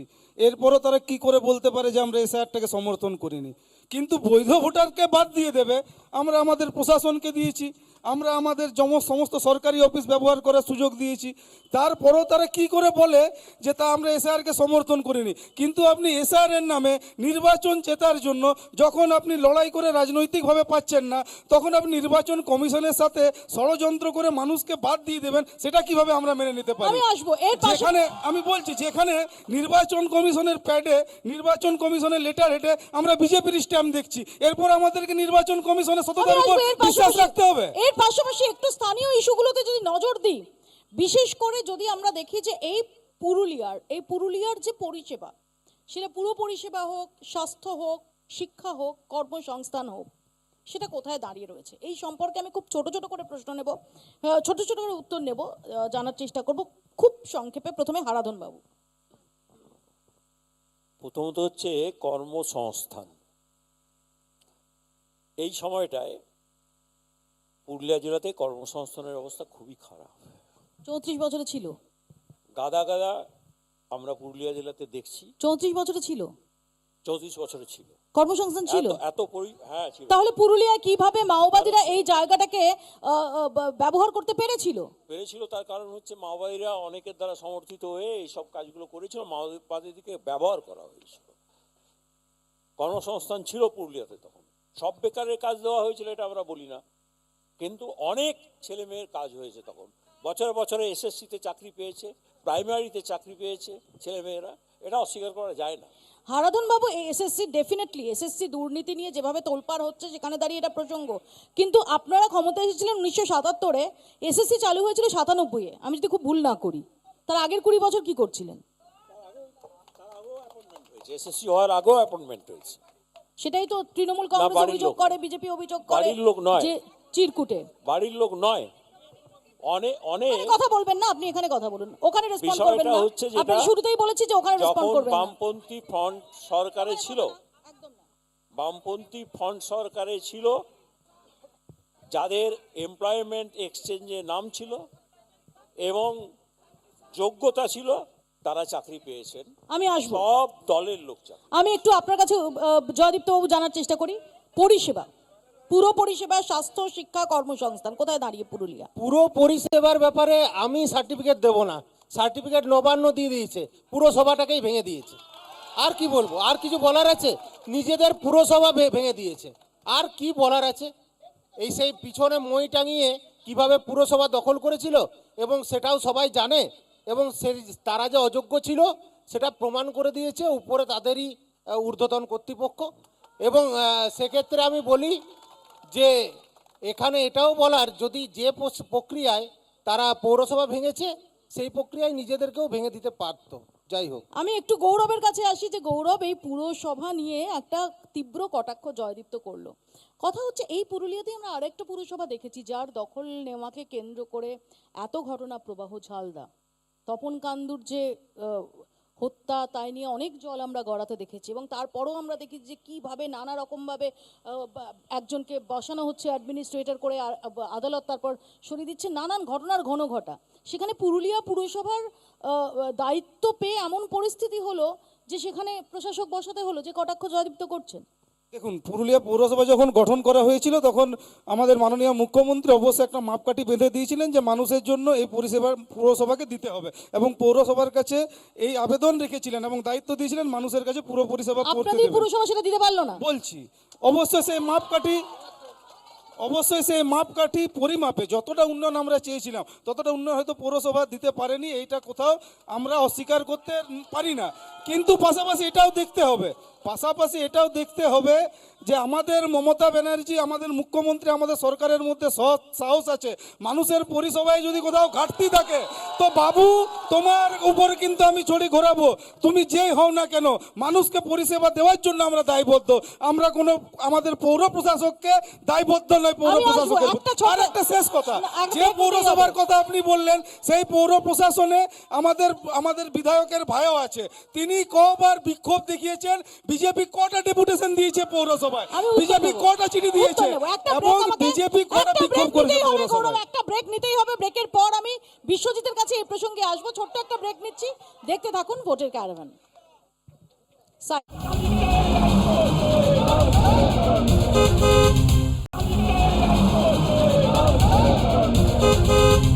পুরুলিয়া থেকে সরাসরি আমি একটু পুরো পরিষেবা, স্বাস্থ্য, শিক্ষা এবং কর্মসংস্থান প্রসঙ্গে যখন আলোচনা করছি তখন বিশ্বজিতের কাছে আসবো। কংগ্রেসের কি বক্তব্য এ নিয়ে? এ প্রসঙ্গে কংগ্রেসের সোজা বক্তব্য, পুরুলিয়া বিধানসভার সবথেকে বড় যেটা সমস্যা হলো জল। গ্রীষ্মকালে কলে জল নেই এবং বর্ষাকালে বাড়িতে বাড়িতে জল ঢুকে যায়, যেটা সবথেকে বড় সমস্যা পুরুলিয়াবাসী ভোগেন। দ্বিতীয় সমস্যা, হসপিটাল হয়েছে বিশাল বড় হসপিটাল, কিন্তু ভিতরে হার্ট স্পেশালিস্ট নেই, আপনার ক্যান্সার স্পেশালিস্ট নেই এবং মাঝে মধ্যেই দেখা যায় মেশিন খারাপ। এটা একটা সমস্যা।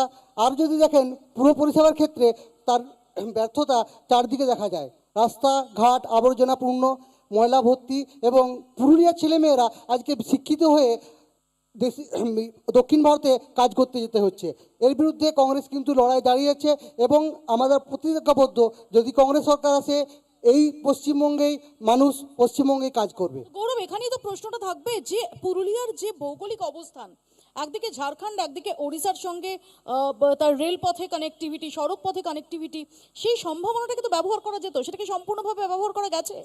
বিরোধীরা বলবে ব্যবহার করা যায় না, আমি যদি চোখে আঙ্গুল দিয়ে দেখিয়ে দিই ব্যবহার হয়েছে। আমাদের যে অযোধ্যা পাহাড়, বাঘমুন্ডি অযোধ্যা পাহাড়, একসময় কলকাতার মানুষরা আসতে ভয় পেতেন। আজ আপনি কলকাতার মানুষদের কাছে জিজ্ঞেস করে দেখুন তাদের প্রথম হলিডে ডেস্টিনি কোথায়, প্রথম তাদের যেতে কোথায় ইচ্ছে করে, পলাশ ফুল ফুটলে তারা কোথায় আসে, তারা পিকনিক করতে কোথায় আসে, তারা বসন্তে কোথায় আসে, তারা বৃষ্টি দেখতে কোথায় আসে, উত্তর দেবে তারা অযোধ্যা পাহাড়ে আসে, বাঘমুন্ডি পাহাড়ে আসে, যেটা এক সময় মাওবাদীদের গড় ছিল। রোজগার নয়, ট্যুরিজমটা রোজগার নয়, মানুষ বাঘমুন্ডির কাজ পাচ্ছে, রোজগার নয়। বাঘমুন্ডির আজ যে আমি হাইডেল বলে দিচ্ছি।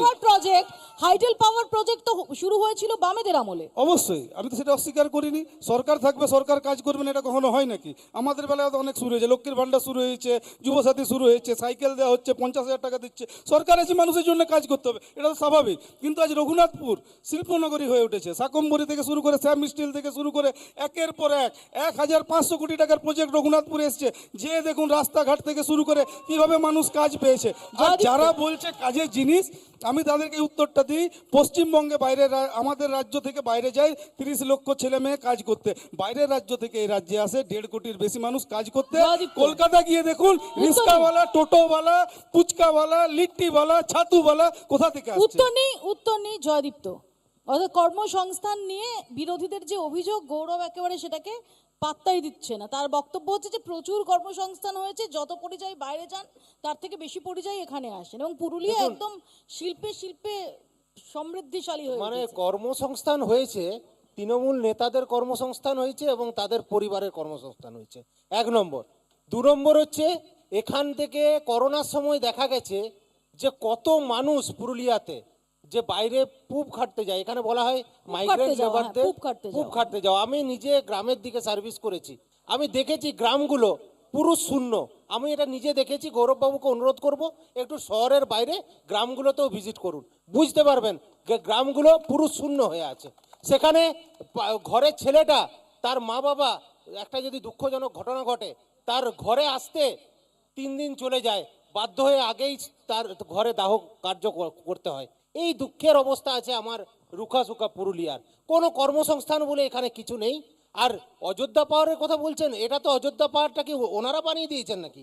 অযোধ্যা পাহাড় বহু আগে থেকে পর্যটকরা আসতো এবং এখনো আসে, কিন্তু রাস্তাঘাট এইসবের থেকে কিন্তু যে অনেকটাই মাওবাদী hydraulic। সমস্যা, যেটা গৌরব বলছে, যে মাওবাদী সমস্যায় যেভাবে দীর্ঘদিন ধরে পর্যটকরা এদিকে আসতে পারে, পুরুলিয়া শহর ছেড়ে বেরোনোটা সেটাই প্রায় চিন্তার একটা দুশ্চিন্তার দেখুন, কারণ ছিল।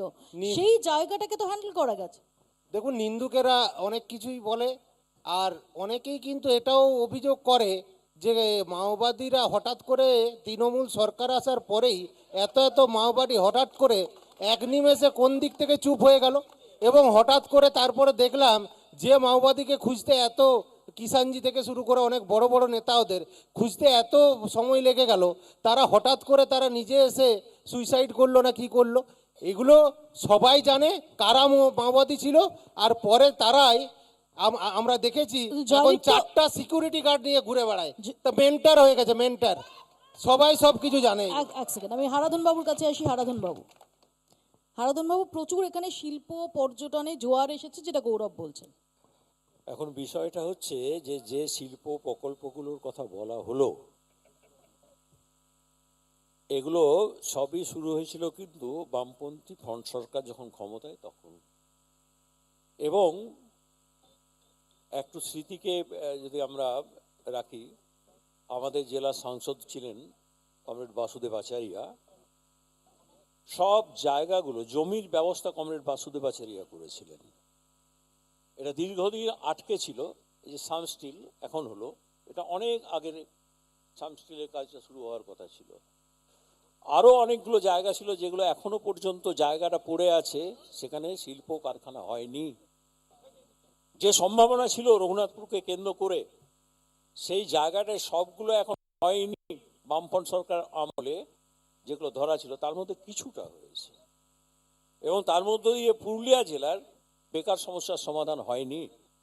এবং এটা ঘটনা অতীতের তুলনায় থেকে অনেক বেশি ছেলে মেয়েরা চলে যাচ্ছে বাইরে কাজ করতে, যেতে বাধ্য হচ্ছে। তার প্রথমত কারণ হচ্ছে শিল্প নেই, কর্মসংস্থানের সুযোগ কম, এক।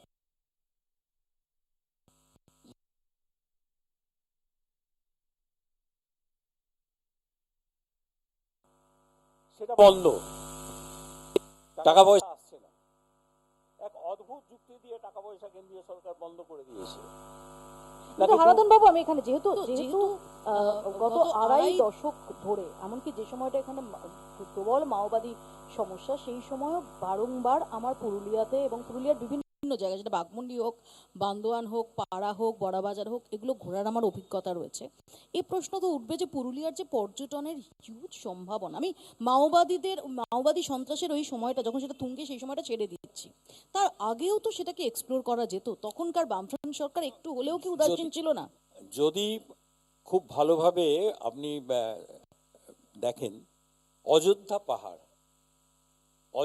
পাহাড়ে পর্যটক আসাটা শুরু হয়েছিল, বা মানচিত্রে, পর্যটনের মানচিত্রে অযোধ্যা পাহাড়কে নিয়ে এসেছিল বামপন্থীরা, এক বামফ্রন্ট সরকার। দুই হচ্ছে বান্দোয়ানকে কেন্দ্র করে যে বিস্তীর্ণ বনাঞ্চল, সেই বনাঞ্চলকে কেন্দ্র করেও একটা বামফ্রন্ট সরকারের আমলেই পর্যটন কেন্দ্র করা হয়েছিল। 3 নম্বর হচ্ছে পঞ্চকোট যে পাহাড় টাহাড় আছে, সেখানে ওই ধরনের ব্যবস্থা করা হয়েছিল। জয়চণ্ডী পাহাড়, সেখানেও পর্যটক আসে, দেখবেন জয়চণ্ডী পাহাড়ে, সেটাও কিন্তু বামফ্রন্ট সরকারের আমলে, আমি আসবো প্লিজ, আমি আপনার অনুমতি নিয়ে একটা ব্রেক নিচ্ছি। নেতৃত্বেই সেই জয়চণ্ডী পাহাড়কেও পর্যটনের মানচিত্রে আমাকে আনা একটা হয়েছে। ব্রেক নিতেই হবে, ছোট্ট একটা ব্রেকের পর ফিরছি। দেখতে থাকুন ভোটের ক্যারাভান।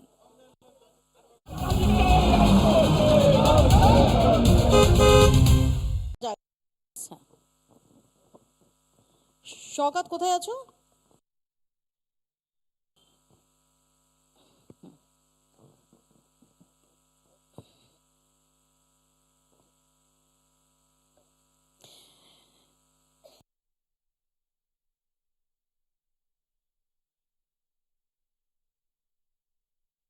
স্যার একটা উদাহরণ দিয়ে বলি, এটা পুরুলিয়া ক্লাব।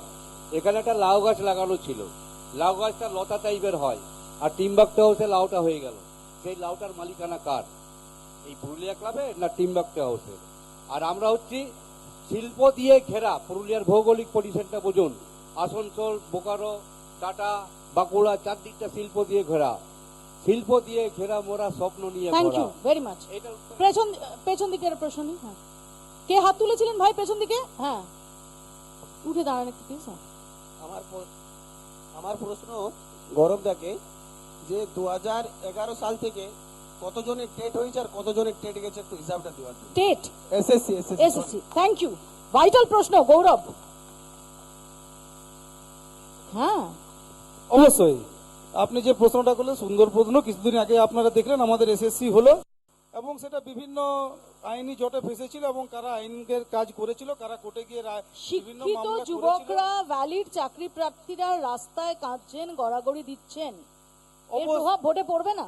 অবশ্যই শিক্ষিত এর যুবকরা- জবাবদিহি শাসক দলকে করতে হবে না? অবশ্যই করতে হবে, সেই জন্য তো বসে আছে জবাবদিহি করার জন্য। আপনারা দেখলেন কিছুদিন আগে যখন কোর্টের বিভিন্ন বাধ্যবাধকতা পেরিয়ে গেল, সুন্দরভাবে এসএসসি পরীক্ষা হলো, এবং সবচেয়ে মজার বিষয় উত্তরপ্রদেশ থেকে ছেলেরা সেখানে পরীক্ষা দিতে এলো। যে প্যানেল এবং বাতিল হলো তার ছেলেমেয়েরা কি করবে? অবশ্যই তাদের জন্য সরকার চিন্তা ভাবনা করছে, অবশ্যই চিন্তা কার জন্য ভাবনা বাতিল করছে। হলো? অবশ্যই যারা মামলা করেছিল কোর্টে গিয়ে, দুর্নীতি কারা করলো তারা দায়ী না? অবশ্যই তারাও দায়ী, অবশ্যই তারা দায়ী। প্রত্যেকটা মানুষ যারা এই ছেলে মেয়েদের ভবিষ্যতের ছিনিমিনি করার সাথে যুক্ত, তারা প্রত্যেকে দায়ী। আপনাদের দলের শিক্ষামন্ত্রী তিনি জেলে আছেন, তার না জেল থেকে বেরিয়েছেন, তাহলে তার বের বান্ধবীর পেয়েছেন, খাটের তাহলে তলা থেকে নিশ্চয়ই কোটি বের কোটি পেয়েছেন। টাকা বেরোলো, তাহলে নিশ্চয়ই বের কোটি কোটি পেয়েছেন। টাকা বেরোলো, তার আমার জবাবদিহি বলার করতে হবে না? আমার বলার বক্তব্য তো দল থেকে তাকে বহিষ্কার করেছে, কোটি কোটি টাকা বেরোবার পরও তাকে ইডিসিবিআই রাখতে পারলো না কেন? আমাদের প্রশ্নটা সেখানে। আমরা তাকে দল থেকে বহিষ্কার করে দিয়েছি, আমরা তো দলে দিইনি, আমরা তো বিধানসভায় টিকিট দিইনি। তাহলে সেটিংটা কাদের সাথে কাদের, যে কেন ইডিসিবিআই তাদেরকে রাখলো না, টাকা বেরোনোর পরও রাখতে পারলো না? সবাই যারা যারা এই অপরাধের ভেতরে ছিলেন তারা সবাই বেরিয়ে পরের গেল, প্রশ্ন নেব, ইডিসিবিআই কি করলো? পরের প্রশ্ন নেব। শওকত সামনে, সামনে এই দিদি, একদম সামনে। হ্যাঁ শওকত, একটু তাড়াতাড়ি এসো প্লিজ। হ্যাঁ, আমার প্রশ্ন হচ্ছে, গ্যাসের দাম যখন 20 টাকা বেড়েছিল, 400 থেকে 420 টাকা হয়েছিল, তখন স্মৃতি ইরানি গ্যাসের সিলিন্ডার নিয়ে প্রতিবাদ করেছিল। কিন্তু আজকে দেখা যাচ্ছে গ্যাসের দাম ডাবলের থেকেও বেশি হয়ে গেছে, প্রায় 1000 টাকা ছুঁই ছুঁই। যুদ্ধ আবহে 60 টাকা বৃদ্ধি পেয়েছে, সেটা মানছি, কিন্তু তার মধ্যেও কিন্তু ডাবলের ওপর। তো সেই ক্ষেত্রে এখন আমি জয়দীপ্তকে প্রশ্ন করতে চাই যে এখন সবাই বিজেপি সরকার চুপ কেন? ধন্যবাদ। জয়দীপ্ত, দেখুন গ্যাসের দাম, এক সেকেন্ড আমি তার সঙ্গে অ্যাড করে দিই। গ্যাসের দাম, পেট্রোল ডিজেলের দাম, এবং পেট্রোল ডিজেল তো এমন না যে ঠিক আছে শুধু উচ্চবিত্তরা তারা গাড়ি চড়বে বা উচ্চ মধ্যবিত্তরা গাড়ি চড়বে। বিশেষ করে পেট্রোল ডিজেল এসবের দাম বাড়লে তার একটা ক্যাসকেডিং এফেক্ট হয়, যাতে আমার হেসেলে আমার প্রত্যেকটা জিনিস যা কিনছি তার উপর তার ছাপ পড়ে। অন্যদিকে ডলার প্রতি টাকার দাম, সেটা সমস্ত রেকর্ড ভেঙে দিয়েছে। সার্গেই বুবকার নাম শুনেছিলাম, নিজের রেকর্ড নিজে ভাঙতো, এখন টাকা ইন্ডিয়ান রুপি সেই সার্গেই বুবকার রেকর্ড ভেঙে দিচ্ছে। ধন্যবাদ। আমি প্রথমেই বলতে চাই, দিদি গ্যাসটা যদি দাম বেড়েছে, ইলেকট্রিক হিটারে রান্নাটা করুক না। ইলেকট্রিকের দাম তো মিটারটা কমে গেছে। ইলেকট্রিক বিল তো বাম আমলও, এখন যেহেতু বাম সরকার ছিল, বাম আমলে 2 টাকা 71 পয়সায় 2011 সালে ছেড়েছে। 2 টাকা 71 পয়সা ডেটা দিয়ে দেবো। আর এখন 9 টাকা 50 পয়সার বেশি। কখন বেড়েছে? অন্যান্য জায়গায়, আর গ্যাসের ব্যাপারটা আমি বলছি, অন্যান্য জায়গায় দ্রব্যমূল্য সব দিকেই বেড়েছে, অন্যান্য জায়গায় মানুষের ক্রয় ক্ষমতাও বেড়েছে, বেতনও বেড়েছে। এখন পশ্চিমবঙ্গে মানুষের বেতন বাড়েনি, তার দায় কার? সেটা এই সরকারের দায়। আগে একটা আঙ্গুল আপনারা যদি অন্যের দিকে তাকান, 3টে আঙ্গুল এই গ্যাসের সমস্যা সেইটা কি দেখে শুধু নেবেন। পশ্চিমবঙ্গ ইলেকট্রিক face করছে না? হিটারে এক সেকেন্ড, রান্না করা শুরু করুন। শুধু আর পশ্চিমবঙ্গ পেট্রোল face নয়, করছে নাকি? আমিও ইলেকট্রিক গাড়িতে এসেছি, ইলেকট্রিক গাড়ি ব্যবহার। জয়দীপ্ত, প্রথমত হচ্ছে আপনি যাদের কথা বললেন, আপনি ইন্ডিয়ার কথা বললেন, আপনি ভারতের কথাই বললেন, আপনি বললেন আপনি ইলেকট্রিক গাড়িতে এসেছেন। ইলেকট্রিক গাড়ির যা মানে যা দাম, সেই দাম এখানে যারা উপস্থিত রয়েছেন কজন অ্যাফোর্ড করতে পারবেন? ইলেকট্রিক গাড়ি, কজন গাড়ি অ্যাফোর্ড করতে পারেন? শুনুন, ইলেকট্রিক কজন গাড়ি অ্যাফোর্ড? আপনি electric- অটোয় চড়েন না, তাই আপনি জানেন না অটোর কিভাবে দাম বাড়ছে। পাল্লা দিয়ে টোটোর ভাড়া বাড়ছে, পাল্লা দিয়ে বাসের ভাড়া বাড়বে। এইরকম একটা পরিস্থিতি দাঁড়িয়ে আপনি বলছেন আমি ইলেকট্রিক গাড়ি ব্যবহার করি, আপনারাও ইলেকট্রিক গাড়ি ব্যবহার করুন। ইলেকট্রিক গাড়ি কিনুন। শুনুন এখন আপনারা জানেন ইন্টারন্যাশনাল মার্কেটে আপনারা তেলের যা দাম চলছে ইন্ডিয়াতে তার থেকে অনেক কম। এখন যুদ্ধ চলছে যেখানে বিভিন্ন রাষ্ট্রগুলো তারা তেল পাচ্ছে না, কিন্তু ভারতবর্ষের বৈদেশিক নীতির জন্য তারা কিন্তু তেল কিন্তু ভারতবর্ষ পাচ্ছে, এবং এই একই রকম গোটা বিশ্বে যুদ্ধের জন্য দাম বেড়েছে। পশ্চিমবঙ্গ বাদ দিয়ে গোটা ভারতবর্ষে 10 টাকা পেট্রোলের দাম কমে গেছে। হিসাব নিন, এখানে যে ট্যাক্সটা নেওয়া হয় পেট্রোল ডিজেলের, সেই ট্যাক্সটা উনি কেন এখানে বেশি? অন্যান্য গোটা রাজ্যে, বিভিন্ন রাজ্যে দেখেছি সেখানে পেট্রোলের যা দাম হয়, পশ্চিমবঙ্গে পেট্রোলের দাম 20 টাকা বেশি, ডিজেলের দাম 10 টাকা বেশি। কেন? প্রশ্নের উত্তরগুলো সংক্ষেপে সংক্ষেপে প্লিজ, যাতে আমি বেশি প্রশ্ন নিতে পারি। आरएसएस के ऑफिस में এক সেকেন্ড, बीजेपी पार्टी से पूछ रहा हूँ, মুখের কাছে মাইকটা মুখের কাছে ধরে শকত। হ্যাঁ, आरएसएस में इंडियन फ्लैग कब फहराया जाएगा? আরেকবার बताइए। आरएसएस हेडक्वार्टर में इंडियन नेशनल फ्लैग कब फहराया जाएगा? कब होस्टिंग होगा? कब होस्टिंग होगा? भारतीय जनता पार्टी আরএসএস এর হেডকোয়ার্টারে কবে इंडियन फ्लैग জাতীয় পতাকা কবে कब होस्टिंग होगा? কবে হোস্টিং হবে? हाँ, এক সেকেন্ড, উত্তর নি। আপনারা ভারত মাতা কি জয় কবে বলবেন? না প্লিজ, না আর নয়, আর নয়, শুনুন। আর নয় প্লিজ। একটা কথা আপনাদেরকে, এইসব ওই যে বললাম না, ওই 2 টাকার আইটি সেলে বিভিন্ন রকম কথা আপনারা আপনি শুনেন। বসুন ভাই, বসুন। আপনাদের কাছে ভুল তথ্য আছে এইসব। আমরা হচ্ছি ভারতীয় জনতা পার্টি, একটি রাষ্ট্রবাদী রাজনৈতিক দল। যদিও আরএসএস একটা অন্য সংগঠন, সেই আরএসএস তারাও রাষ্ট্রবাদী সংগঠন। ভারত মাতা বলে তারা, ভারতকে ভারত মাতা হিসেবে পূজিত করে। আরএসএস সম্পর্কে জানেন না, ভালো করে খবর নিন। ধন্যবাদ। যেদিন আরএসএস সম্পর্কে জানবেন, আরএসএস এর প্রেমে পড়ে যাবেন, এবং আপনিও ভারত মাতা কি জয় ধন্যবাদ, বুক ঠুকে বলতে ধন্যবাদ। পারবেন। এক সেকেন্ড, চৌকাত ব্ল্যাক এদিকে, থার্ড রোতে ব্ল্যাক। না, কোনো স্লোগান না, কোনো স্লোগান না, কোনো স্লোগানই না। আমরা সবাই ভারতবাসী, আমরা সবাই ভারত মাতা কি জয় বলতে চাই, ডেফিনেটলি বলবো। কিন্তু এখন প্লিজ আমরা ডেফিনেটলি আমরা ভারত মাতা কি জয় বলতে গর্ববোধ করি, কিন্তু সেটা বলার জাতীয় সঙ্গীত জয় বাংলা গাওয়ার- পতাকা। এক সেকেন্ড, আমি যখন হোয়াট ইজ দিস, তখন সবকিছুর একটা জায়গা রয়েছে। আমরা কোনো জায়গায় যেন আমাদের যে ভারত মাতা সংক্রান্ত কোনো রকম কোনো আমাদের ডাক, আমাদের তাকে আবাহন, সেটাকে যে কোনো জায়গায় যে কোনোভাবে যেন সেটাকে লঘু না করি প্লিজ। এইটা ডিবেট হচ্ছে একটা, প্লিজ ডিবেটটা ডিবেটের মতো করুন। প্রশ্ন নেব। এখানে হাত তুললেন একজন কালো জামা পরা। হ্যাঁ,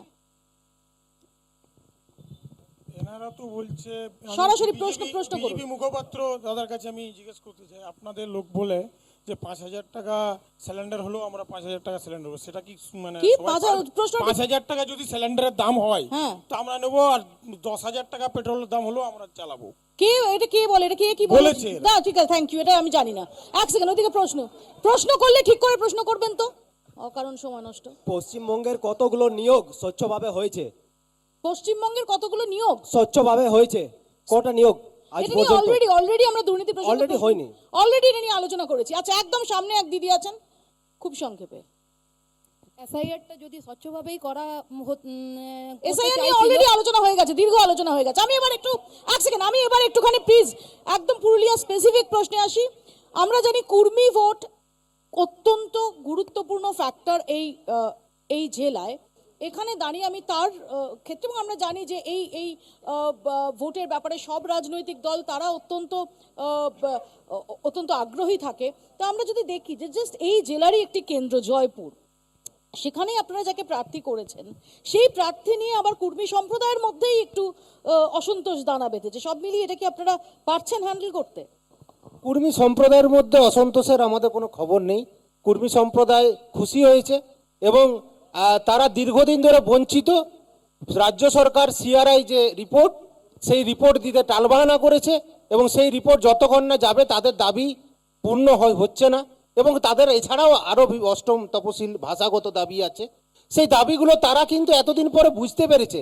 তাদের দাবি নিয়ে সত্যিকারের যদি কেউ লড়তে পারে সেটা হচ্ছে ভারতীয় জনতা পার্টি। আমি গৌরবের তাই উত্তর তারা দিই। ভারতীয় গৌরব। জনতা পার্টি হাত ধরেছে, তারা পুরোনো দিনে কিছু ভুল উত্তর দিন, করেছে, please। তারা কিন্তু আবার সেই ভুল ভেঙে তারা আবার উত্তর দিন। আমাদের আশ্রয়ে গৌরব। এসেছে।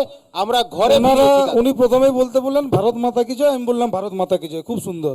জয়পুরের ক্ষেত্রে আপনি বললেন জয়পুরে যিনি প্রার্থী ছিলেন, যিনি জেতা প্রার্থী বিজেপির ছিলেন নরহরি মাহাতো, তাকে পরিবর্তন করে দেওয়া হলো। তার মানে তারা নিজেই মেনেছে জয়পুরে 5 বছরে কাজ হয়নি, প্রার্থী বদল এক দরকার। সেকেন্ড তাহলে 74টা কেন্দ্রে আপনাদের সিটিং এমএলএ আমি বদলানো কুর্মির হয়েছে। বিষয়ে আসছি, আমি না, সেটা উত্তর তাহলে- দেবো, আমি সেটা উত্তর দেবো। প্রথমে কুর্মির বিষয়ে আসি। এইখানে যারা হিন্দুত্ব নিয়ে কথা বলছে, জয়পুরে যিনি প্রার্থী হয়েছেন তার বাবা অজিত মাহাতো মা দুর্গার ব্লাউজ সংক্রান্ত কথাবার্তা এবং হিন্দু দেবদেবীদের অপমান সেগুলো করেছে। প্লিজ মেনশন না করি please। আমি বলছি, আমি কিন্তু তারা হিন্দু দেবদেবীর অপমানমূলক কথাবার্তা বলেছে, আর তাকে আজকে বিজেপি যারা জয় শ্রীরামের নামে ভোট খুঁজে আজকে তাকে জয়পুরে প্রার্থী করতে হচ্ছে।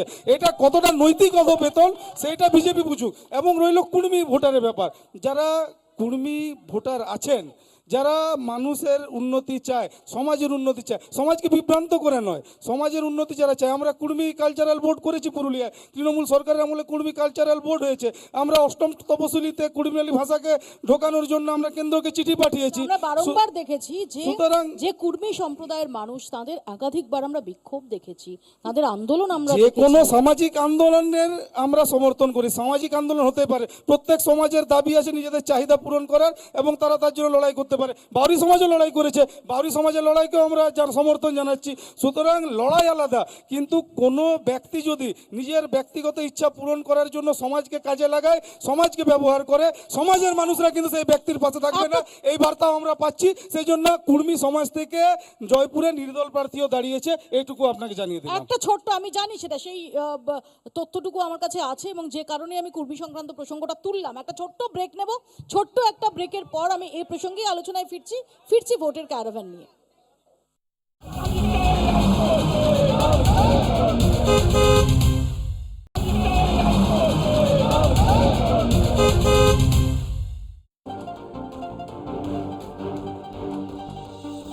ফিরে এলাম বিরতির পর। আপনারা দেখছেন ভোটের ক্যারাভান পুরুলিয়া থেকে সরাসরি। খুব সংক্ষেপে, আমি যেহেতু আদিবাসী জনজাতি মূলবাসী যে মানুষ, তাঁরা এখানে একটা গুরুত্বপূর্ণ ফ্যাক্টর, কুর্মী সম্প্রদায় গুরুত্বপূর্ণ ফ্যাক্টর। আমি এই প্রসঙ্গে একটুখানি হারাধন বাবুর মত নিয়ে নেব, খুব সংক্ষেপে। হারাধন, বিষয়টা হচ্ছে যেটা, যে কুর্মী সমাজের যে আন্দোলন, তার মধ্যে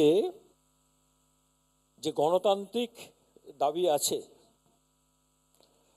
আমরা সেই দাবির পক্ষে নিশ্চয়ই আছি, নিশ্চয়ই থাকবো।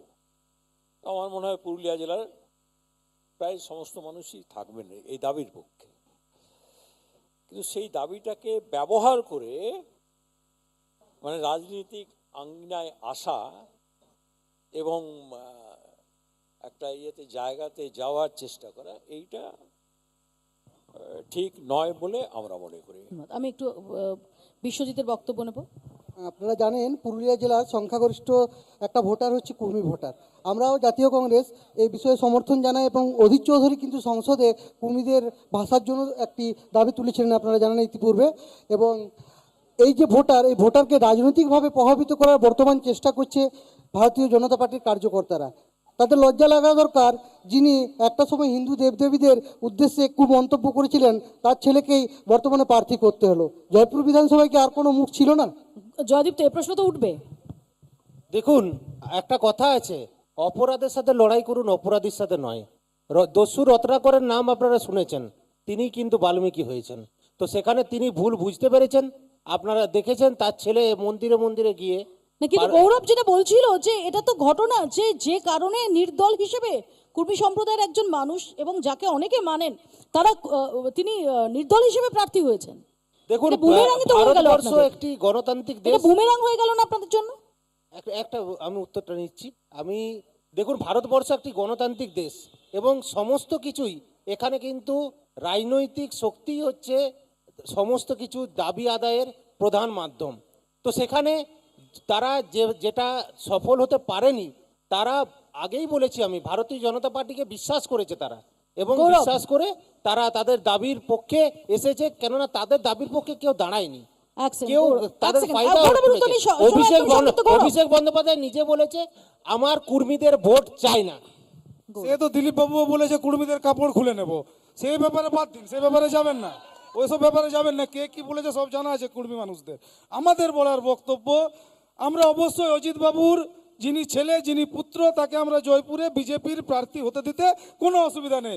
অজিত বাবু সর্বসমক্ষে মা দুর্গার অপমান করার জন্য ক্ষমা চেয়ে নিন, মিটে গেল। যোগীজি আসবে জয়পুরে, যোগীজি এসে হিন্দুদের বলবে জয় শ্রীরাম বলো, হিন্দুত্বের নামে ভোট দাও, পশ্চিমবঙ্গ বাংলাদেশ হয়ে যাবে। আর যার বাবা হিন্দুত্বের অপমান করবে তাকে আপনারা বুঝিয়ে বাজিয়ে দিল্লিতে সেটিং করে এখানে তার ছেলেকে প্রার্থী করে দেবেন। কুর্মী সমাজের আর কোনো যোগ্য নেতা ছিল না, কুর্মী সমাজে আর কোনো মানুষ ছিল না, কুর্মী সমাজের আর কোনো প্রার্থী ছিল না। মা দুর্গার অপমানকারী অজিত বাবুর ছেলে ছিল শুধুমাত্র। আর একটা হিন্দুত্ববাদী দল যারা বলে নিজেকে, তারা তাকেই খুঁজে পেলে একমাত্র কুর্মী সম্প্রদায়ের বার্তা পৌঁছানোর জন্য। আরও তো মানুষ ছিলেন, শিক্ষিত মানুষ ছিলেন, যোগ্য মানুষ ছিলেন, আন্দোলনকারী মানুষ ছিলেন। কুর্মী সমাজ থেকে তাদেরকে তুলে নিয়ে এসে প্রার্থী করলে যদি বিজেপি করতো আমি সমর্থন করতাম। কিন্তু আপনারা যেটা করেছেন সেটা হিন্দুত্বের অপমান, হিন্দু জনগণের আবেগ নিয়ে খেলা, এবং যারা মা দুর্গাকে ভালোবাসে তাদের আবেগ নিয়ে খেলা, এবং পাশাপাশি সামাজিক আন্দোলনকে নিচে নামানো এবং সামাজিক আন্দোলনকে ছোট করে একটা ব্যক্তিকে বড় করে দেখানোর চেষ্টা বিজেপি জয়পুরে করেছে, এবং এর উপযুক্ত জবাব জয়পুর বিধানসভা আগামী আমাদের দিনে দেবে। সময় একদম শেষ। আমি খুব সংক্ষেপে শুধু আবারও পুরুলিয়া কেন্দ্রতে ফিরি, একদম সংক্ষেপে চারজনের কাছে আসবো যে তাদের কি প্রত্যাশা এবারের নির্বাচন নিয়ে এই কেন্দ্রে। প্রথমে আমি আসি আপনার কাছে বিশ্বজিৎ। বিশ্বজিৎ, জামানত বাঁচানোই কি সবচেয়ে বড় টার্গেট? না, এই কথাটা মোটেই না। আপনারা জানেন 2016 সালে বাম কংগ্রেস জোটে আমাদের বিধায়ক ছিল, এবং বর্তমানে আমরা কিন্তু লড়াইয়ের ময়দানে আছি, এবং আমাদের ভোট সংখ্যা অনেক বেশি বৃদ্ধি পাবে এই আশা রাখি। আরাধন বাবু। আমার জেলাতে যারা প্রার্থী আছেন তাদের মধ্যে সবচেয়ে তরুণ প্রার্থী সায়ন্তন। আমরা সায়ন্তন ঘোষ, সায়ন্তন। তরুণ প্রার্থী, এবং আমরা আশা রাখি সেই তরুণ প্রার্থী এখানে জয়ী হবে। ধরে রাখতে পারবেন এই বিধানসভা? দেখুন, ধরে রাখার ব্যাপারে আমাদের 100 কেন, কত পার্সেন্ট নেবেন গ্যারেন্টি আমাদের, আমরা পার্সেন্টেজটাকে বাড়াতে চাইছি। আমাদের যে সেটা আমরা ব্যবধান? ব্যবধানটা 30,000-এর উপর আমরা করতে চাইছি। 50,000-ও হয়ে যেতে পারে। কেননা আমি বলছি যে এখানে কদিন আগেই আপনারা দেখলেন, গতকালই একটা মানে সংক্ষেপে প্লিজ আমাকে শেষ করতে হবে। হ্যাঁ, বৌভাতে বরযাত্রীর ঘটনা ঘটেছে, এবং তার জন্য আমরা দেখেছি যে এখানে পরিযায়ী শ্রমিক, শুনেছেন, পরিযায়ী দলের লোক খুব পাওয়া সংক্ষেপে, গেছে। গৌরব। সেখানে শনিবার দিন খুব ওনারা সংক্ষেপে, চুপি এক চুপি সেকেন্ড, আমাকে শেষ করতে মনোনয়ন হবে। করেছেন, শেষ এবং করতে লোক হবে, পায়নি গৌরব। বলে সোমবার দেখানোর জন্য অতীতে কি হয়েছে, অতীতে কি হয়েছে, অতীতের কথা আমরা ভুলে গেছি। আগামী দিনে কি হবে আমরা সেই দিকে দেখছি। যেভাবে পুরুলিয়ার বিজেপি তো মানুষকে- বলছে ব্যবধান 50,000 নিয়ে বিজেপি চলে যাবে। বলতেই পারে, বিজেপি তো বলেছিল পুরুলিয়াতে রোহিঙ্গাও খুঁজে পাবো, খুঁজে পেয়েছে কি? সুতরাং সাধারণ মানুষকে যেভাবে এসআইআর নামে হয়রানি, বাউরি মানুষ যারা খেটে খায়, হাঁড়ি সম্প্রতি যারা খেটে খায়, নিচু তলার মানুষ যারা প্রতিদিন আনে প্রতিদিন খায়, যেভাবে প্রতিদিন লাইন দিয়েছে নিজেদের ভোটাধিকার রক্ষা করার জন্য, নিজেদের অধিকার রক্ষার জন্য, যেভাবে আমাদের সমাজের মানুষরা লড়াই করেছে, খেটে খাওয়া মানুষরা রোজ লাইনে লম্বা লম্বা দাঁড়িয়েছে, এই দুয়ার ওই দুয়ার ছুটে গেছে, এই অফিস ওই অফিস ছুটে গেছে, তারা আগামী দিনে নিজের ভোটাধিকার রক্ষা করে, এবং যারা তাদের এই ভোটাধিকার রক্ষা করতে লড়াই করেছে সেই তৃণমূল কংগ্রেস মমতা ব্যানার্জিকে সমর্থন করে। আমাদের সময় একদম শেষ। বোঝাই যাচ্ছে যে একদম চতুর্মুখী লড়াইয়ের পথে এই পুরুলিয়া কেন্দ্র, এবং এই পুরুলিয়াতে অনেকগুলো ফ্যাক্টর, যেমন পুরো পরিষেবা থেকে শুরু করে স্বাস্থ্য, শিক্ষা, কর্মসংস্থান, পর্যটন, এই সমস্ত ক্ষেত্র আছে। তার পাশাপাশি কুর্মী সমাজের মানুষ, তারা কার দিকে তাদের রায় দেন, কারণ তাদের ভোট এখানে একটা ডিসাইসিভ ফ্যাক্টর। এরকম বিবিধ ইস্যু তো রয়েছে, এবং সব কিছুর উপরে যেটাতে আমরা সবচেয়ে বেশি সময় ব্যয় করলাম যে এসআইআর এর প্রভাব কতটা পড়বে, তার কারণ একটা বড় সংখ্যা বাদ গেছে, সেই বাদ যাওয়া সংখ্যা তার অঙ্কে, একদম নির্বাচনের অঙ্কে তার কতটা প্রভাব হবে, ইস্যু হিসেবে তার কতটা প্রভাব হবে, এই সমস্ত উত্তরগুলো হয়তো পাওয়া যাবে 4 মে। আপাতত ভোটের ক্যারাভান পুরুলিয়া থেকে এখানেই শেষ করছি। দেখতে থাকুন কলকাতা টিভি।